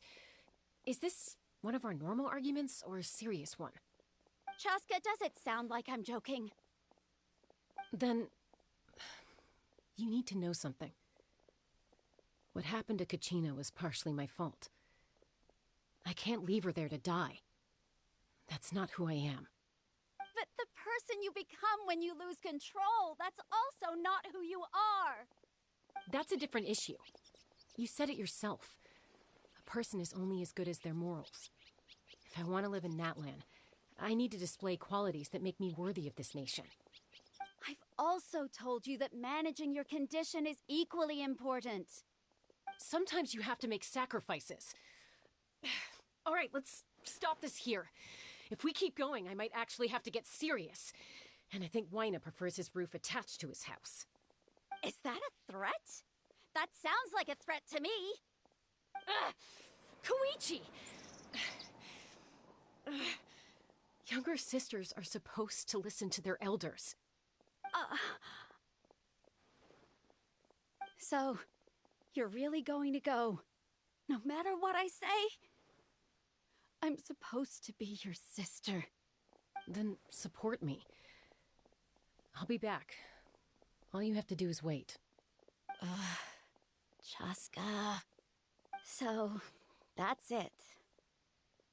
Why'd you have to turn out to be so darn annoying?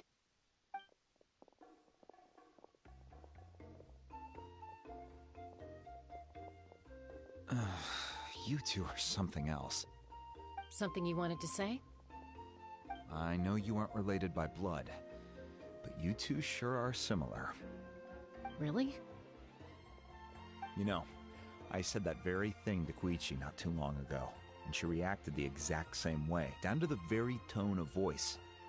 It's not my place to get involved, but I will say this. Try to spend a little more time with your sister. You're tough kids. That doesn't mean you have to go it alone. Thank you. Anytime. All right. If you're done with the Spirit Speaker Stone, you might as well hand it over. According to Kinich, it's an important ceremonial artifact, so it'd be safer to keep it with me. About that. If only Tonegif Bard was here, he could have repaired it just like the Holy Liar. It might be in a few more pieces than you remember. Huh?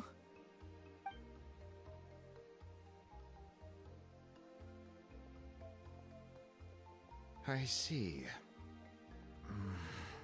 Sounds like it was an urgent situation. If someone's life was on the line, then you had no choice. Still, Citlali's going to be a nightmare to deal with now that you've broken her stuff. I'll explain everything to her later. Stay safe out there in the Night Kingdom, okay? I'll wait here for your safe return.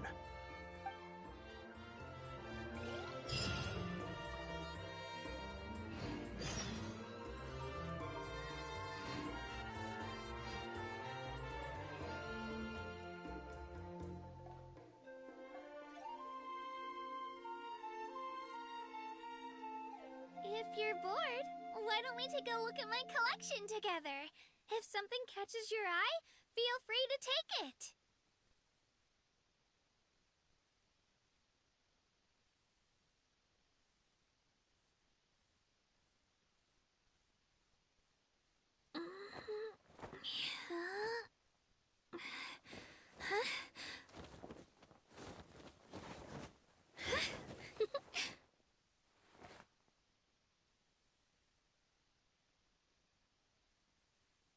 Need a leather scent? I can help.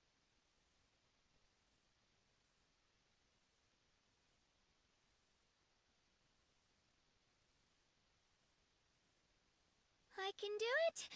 No, I can't. I can do it. No, it's fine. I can definitely do it. Right?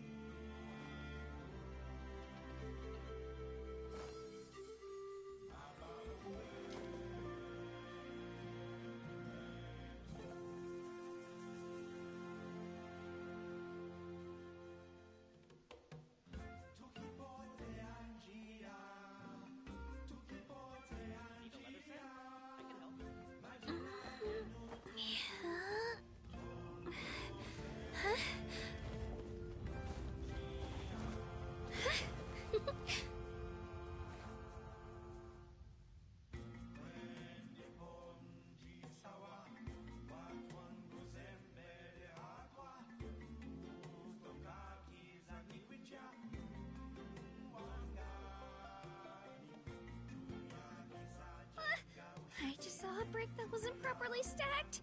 What should I do? Now it feels like there's a little saurian scratching away inside my chest.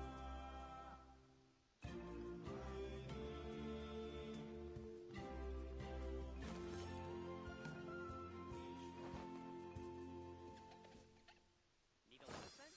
I can help.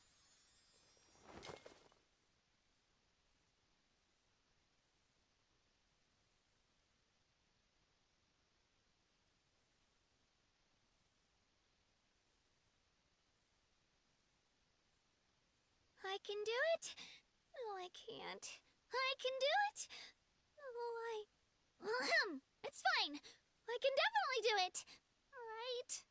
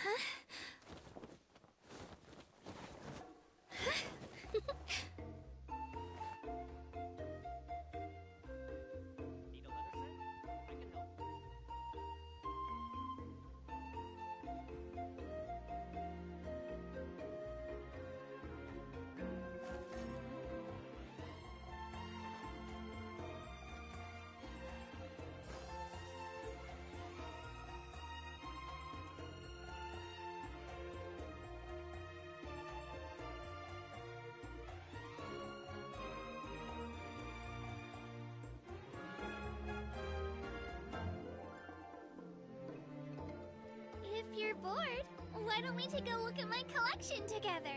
If something catches your eye, feel free to take it.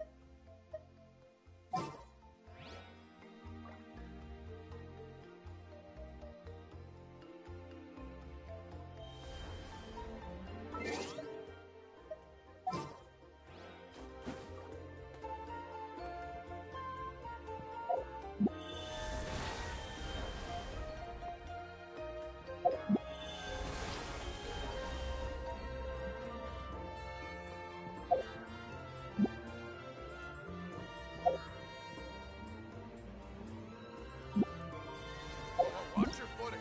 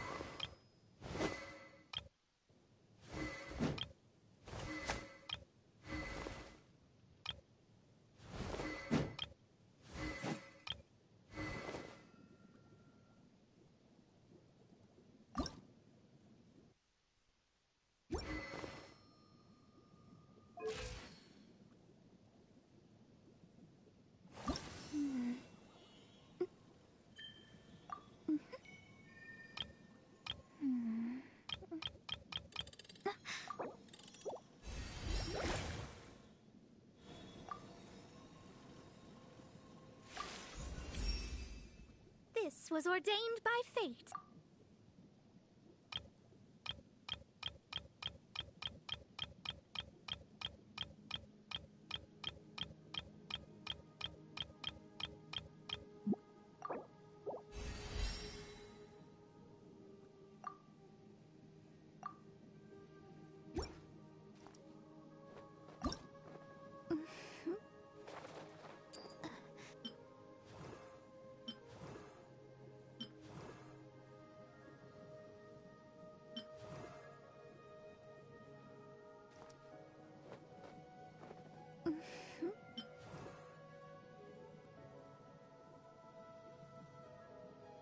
This is the destined moment.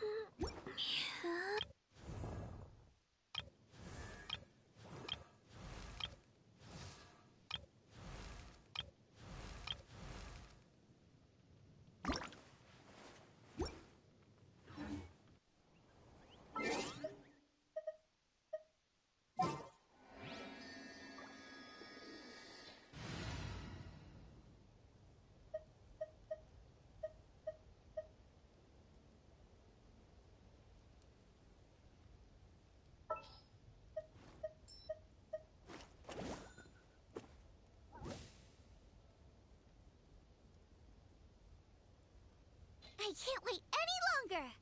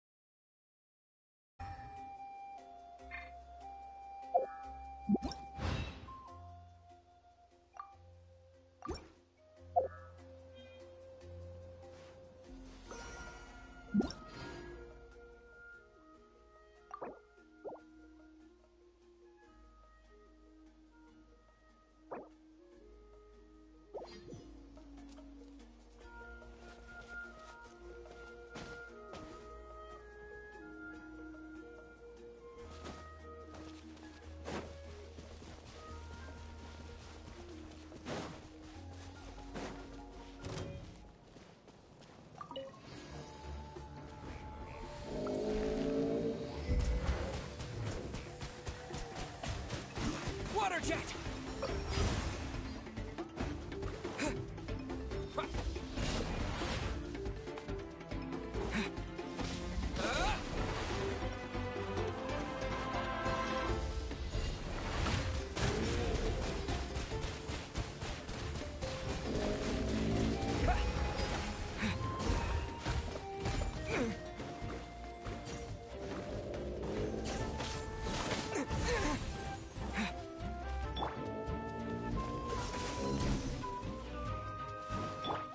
Leave it all to me. Someone needs assistance. Out of the frying pan, into the fire!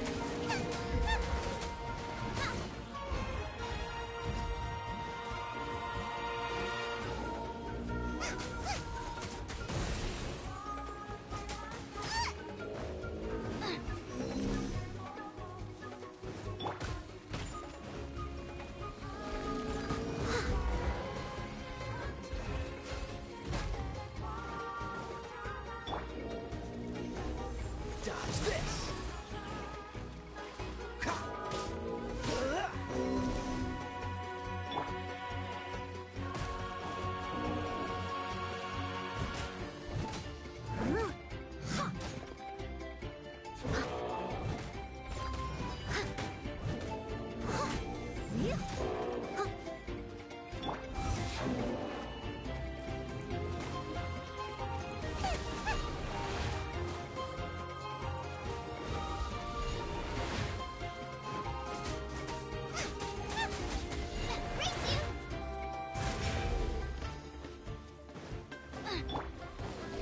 Steady as stone.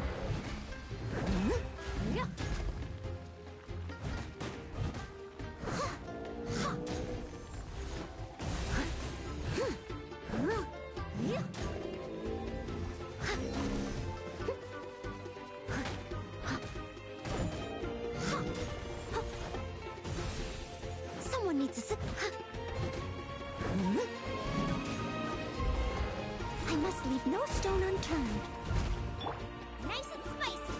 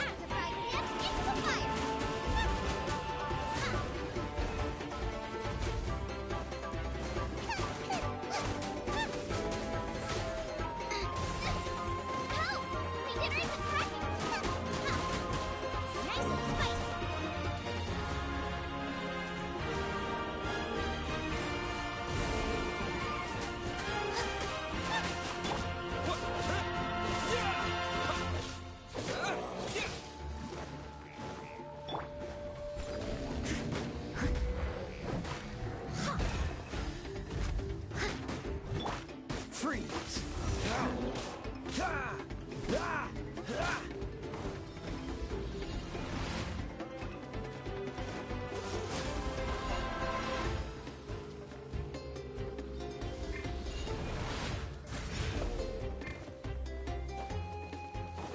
Dodge this!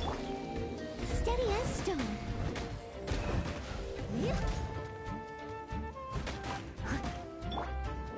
Booba, get them!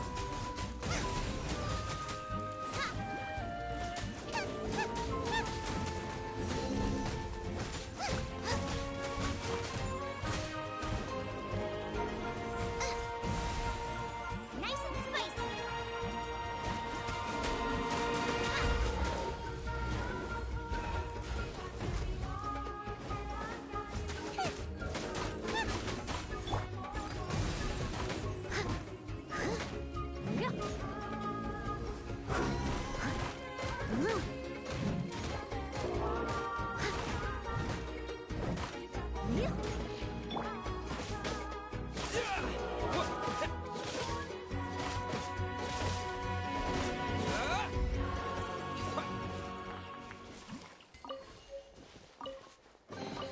Is this an answer from this world?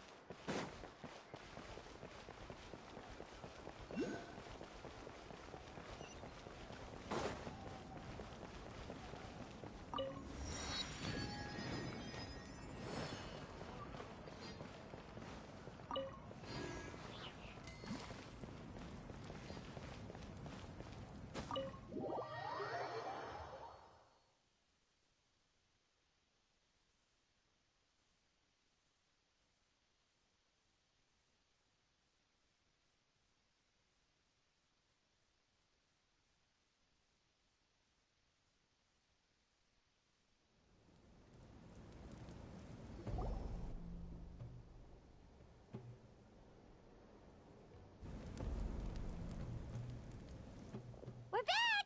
We found Kachina! Well, it's fairly complicated. Let me give you the condensed version.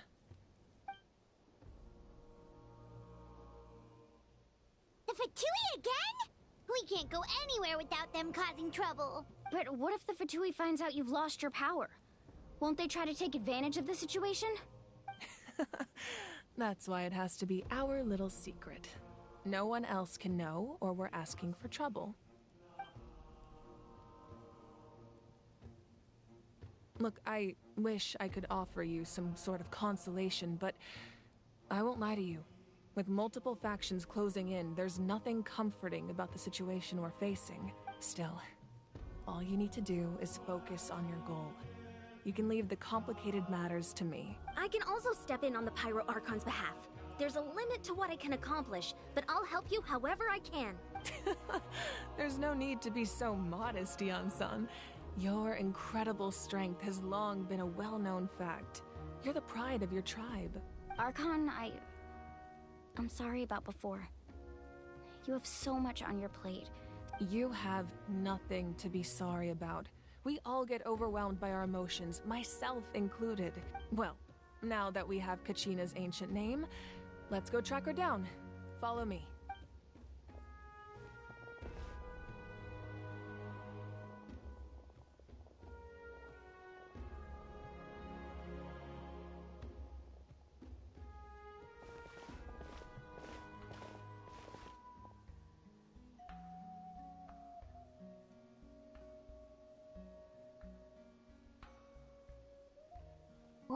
is this place? Hey, isn't that Atea's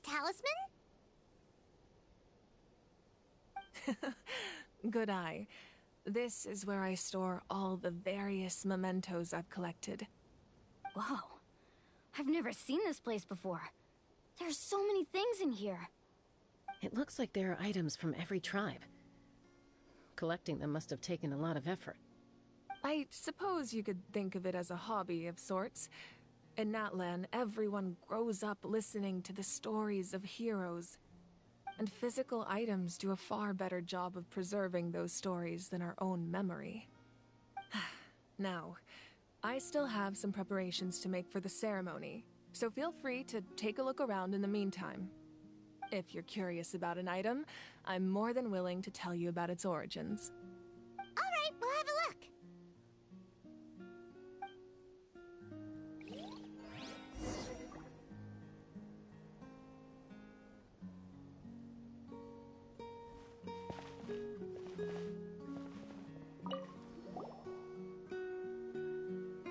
There are so many jars and potions around here. Do they have anything to do with alchemy? No, those belong to the Masters of the Nightwind. They're ceremonial tools used to amplify the ability to communicate with the Night Kingdom and the Wyab. Yamaya is an expert in this field, and she taught me a lot. Even though she appears stoic and serious, she actually has a keen sense of humor. The tools you see here are quite traditional. Her students found them outdated, so she passed them on to me. The contents of the jars aren't all that special. Oh, except the big jar in the middle. That's what she really wanted to give me. Ooh, must be something really cool. What's inside? Grape juice. Huh? It's quite tasty, although probably expired by now.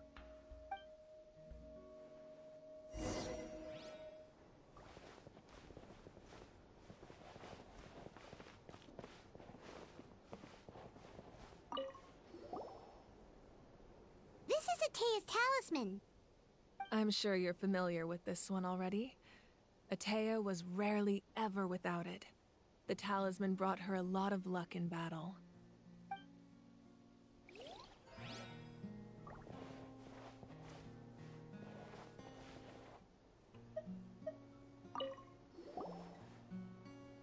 Hey, there's a fishing rod here.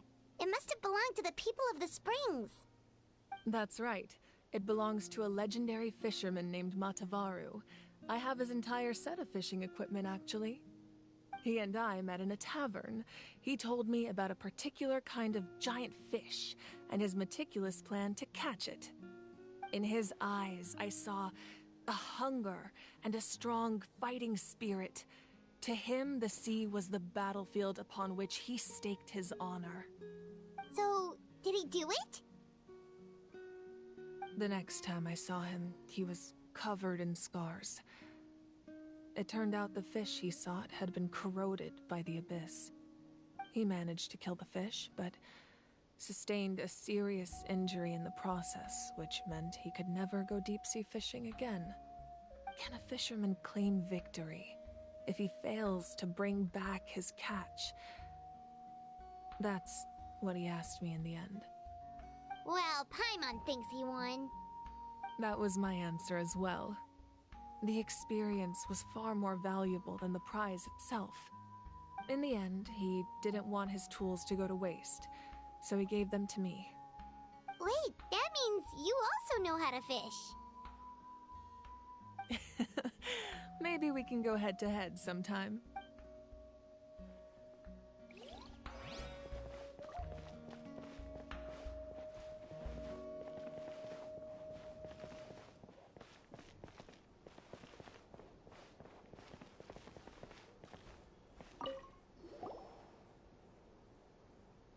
Whoa, this weapon is huge! Which tribe did it belong to?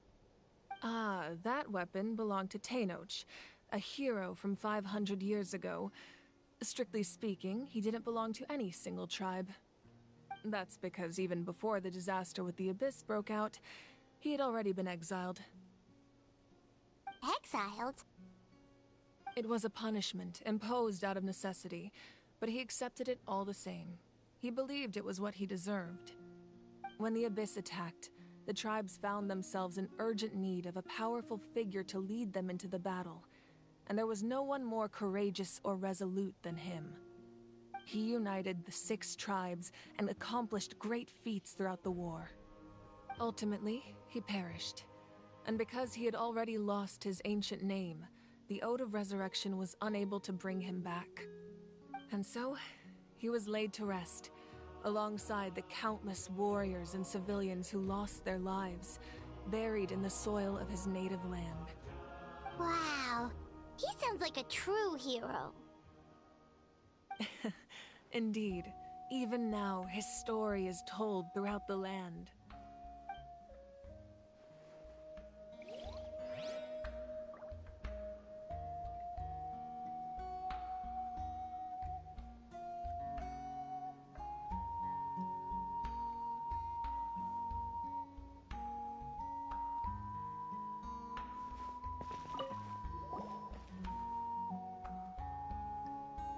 The powder still needs some time to settle, so let's wait a little longer. Well, what do you think of my collection? Do you feel like you have a better understanding of Natlan's culture now? Yeah, if each item represents a different story, seems like Natlan's really been through a lot. Does every item hold a special memory, just like Atea's talisman? That's right.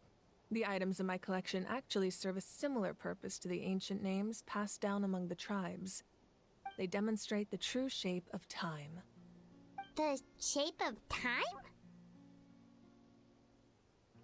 Most people perceive time as a linear concept, almost like a straight line that can only move forward.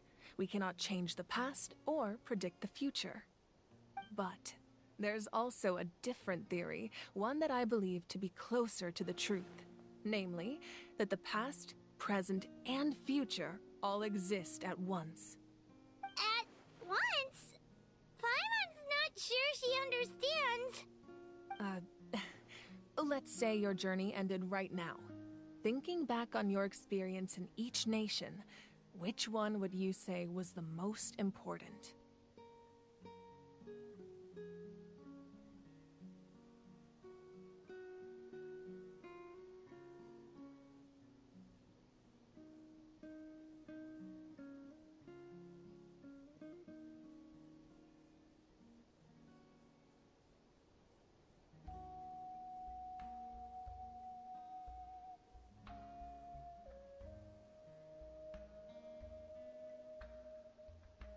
Exactly. Even at the end of your journey, the things you experienced along the way don't cease to exist. They become part of who you are. Take out a portion of that journey, and you would likely make very different decisions, and eventually arrive at a very different destination. The future is the same way. It exists even though it has yet to come to pass. We just lack the means to perceive it. Of course, there are those with the power to foresee the future. They simply call it by a different name. Fate. You're quite familiar with that concept, I would imagine. That does kinda make sense. The future hasn't happened, but already exists. Humanity excels at living in the present, but too often we forget the past and neglect the future.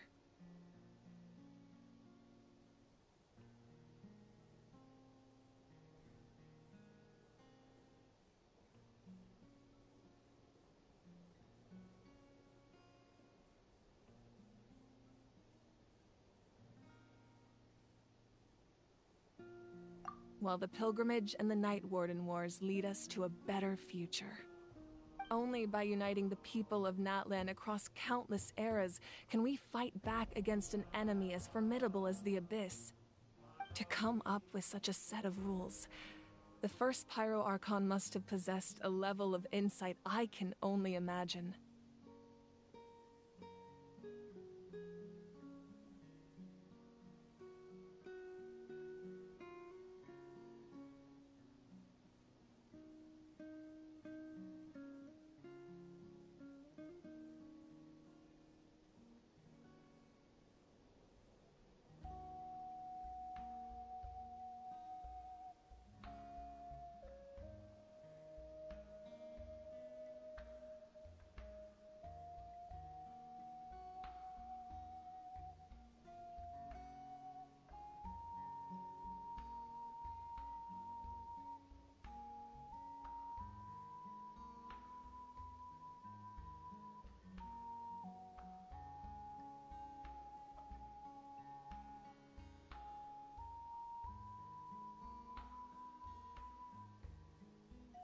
That's correct.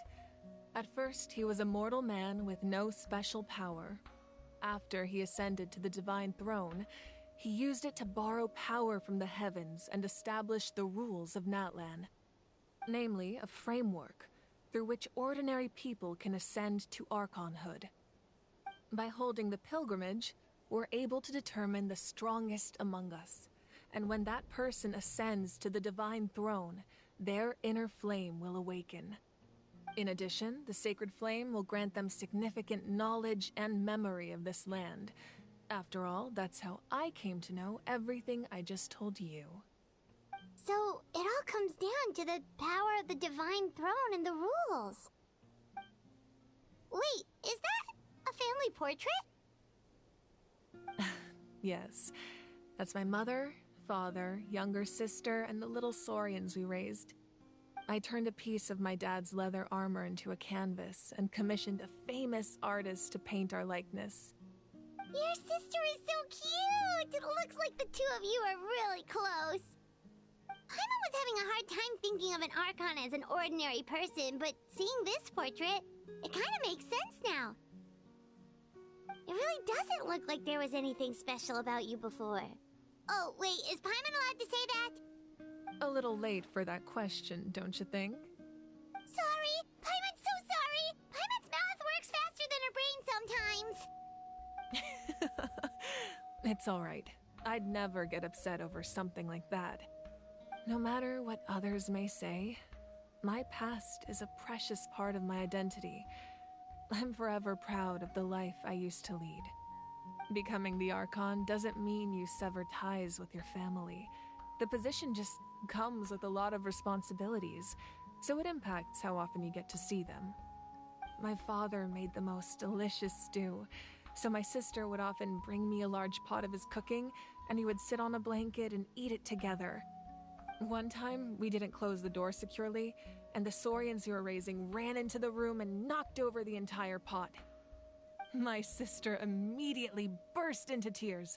The two troublemakers were going for the meat, but when they saw my sister's distress, they froze on the spot.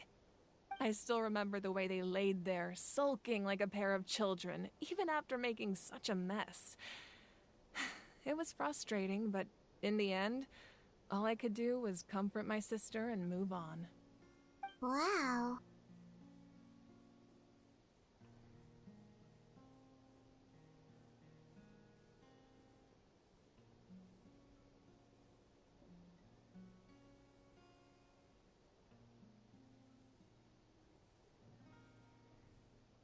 Isn't that what being a family is all about? I think about that story a lot, actually. As the Archon, I made a vow to defend this nation, and experiences like that, they remind me exactly what I'm trying to protect. Well, what happened after that? This portrait looks pretty old. Your sister must be all grown up by now, right? I believe she ended up working as an architect and artist. She built many houses and crafted many beautiful works of art. Anyway, that's enough about me. Now that the powder is settled, we can begin. Ian-san, Mulani, Chaska, over here, please. Place the ancient name up there, and then we'll begin.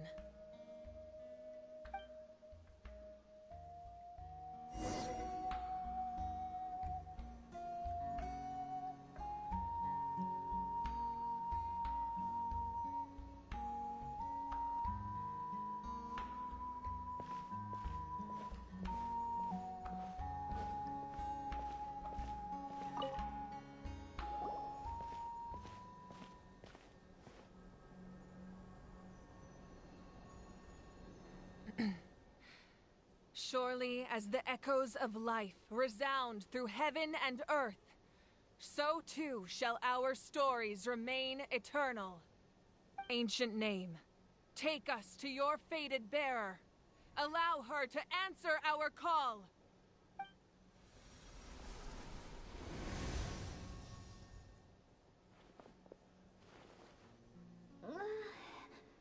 Am I hallucinating again?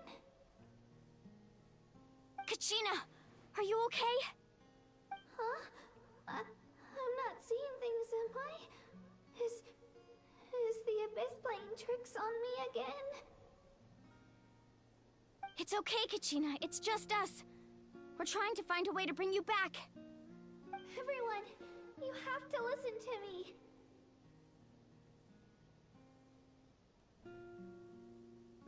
I've been investigating the Night Kingdom this entire time, and I figured out what's wrong. The Wyab is being affected by the Abyss.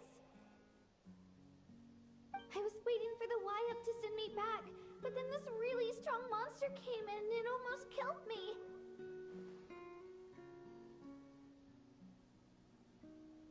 The Wyab saved me, even though its power is weakening, so I've been hiding from the monsters while trying to find a way to help. The Night Kingdom has become a huge mess, though. I keep hearing these awful sounds and seeing really horrible things. Don't listen to those sounds, Kachina. The Abyss is trying to strip you of your sanity. All you need to do is stay safe and wait for us. We'll be there shortly. It's okay. I feel so much better now that I've had the chance to talk to you guys. You don't need to worry about me. I've never been strong or special at all, really. So I don't blame anyone for forgetting about me or leaving me behind. Just knowing you care is more than enough. I'll find a way back. You don't have to put yourselves in danger to come rescue me. You're always like this, Kachina. Now's not the time to act tough. We're coming for you, and that's final. I don't know what lies the Abyss has been feeding you, but I'll tell you something right now. Nobody here sees you as a burden. You're a victor of the Night Warden Wars, a hero of Natlan. All you need to do is wait for us to rescue you, and you'll get all the applause and recognition you deserve.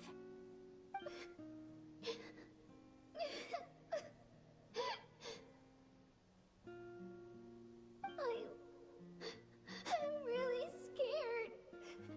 Everything's so dark and creepy here. And I want to go home. Still, I don't want you to put yourselves in danger because of me. I don't want to hold anyone back ever again. All you need to do is place your trust in us, just like you always have. No one fights alone. We're not leaving you behind. Not ever. Yeah, we're so close. We can't call it quits now. Thank you. Be careful. Looks like we've lost contact. Now comes the most dangerous part. You have to traverse the Night Kingdom in your physical form. This entrance to the Night Kingdom was left behind after an abyssal invasion. Even a brief amount of time inside could expose you to corrosion. I know. I'm prepared for that possibility. All right, then I wish you all the best. I'll tell Koichi to be ready just in case. She's very experienced in dealing with abyssal corruption. That face you just made. Don't tell me you two got into another argument. No, I just feel bad for creating more work for her. I'll go with them too, Archon. The more people, the stronger the party. Thank you so much for your help, everyone. It really means a lot that you're willing to brave these dangers with me. And there's no time to lose, so let's get going. Now that I've lost my power, I won't be able to provide much practical support. But I can still keep an eye on the situation from here. Eon-san, I know it's unlikely, but if you encounter a situation you can't handle... That won't happen. I hope not.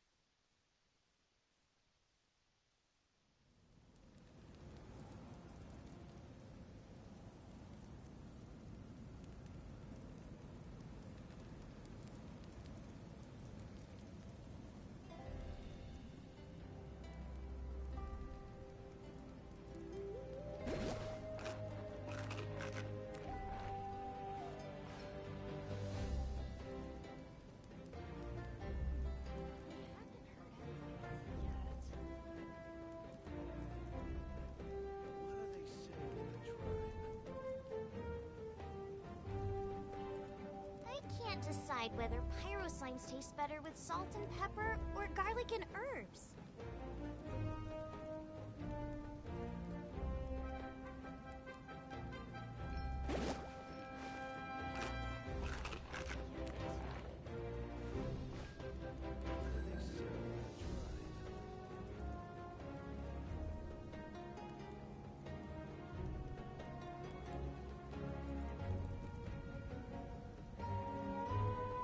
If there's nothing better to do, we could go foraging for ingredients.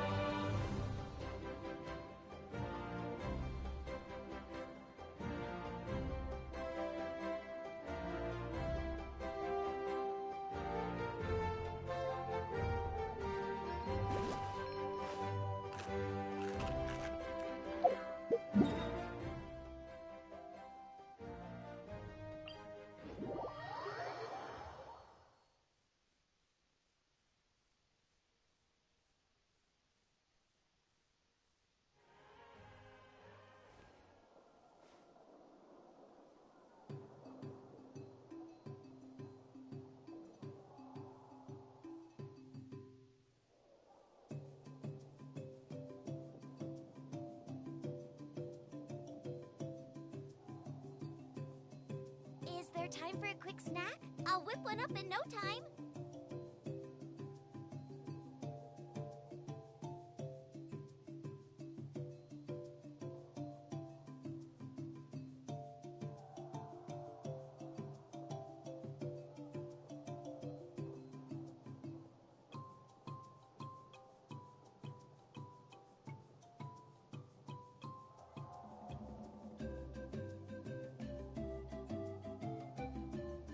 If there's nothing better to do, we could go foraging for ingredients.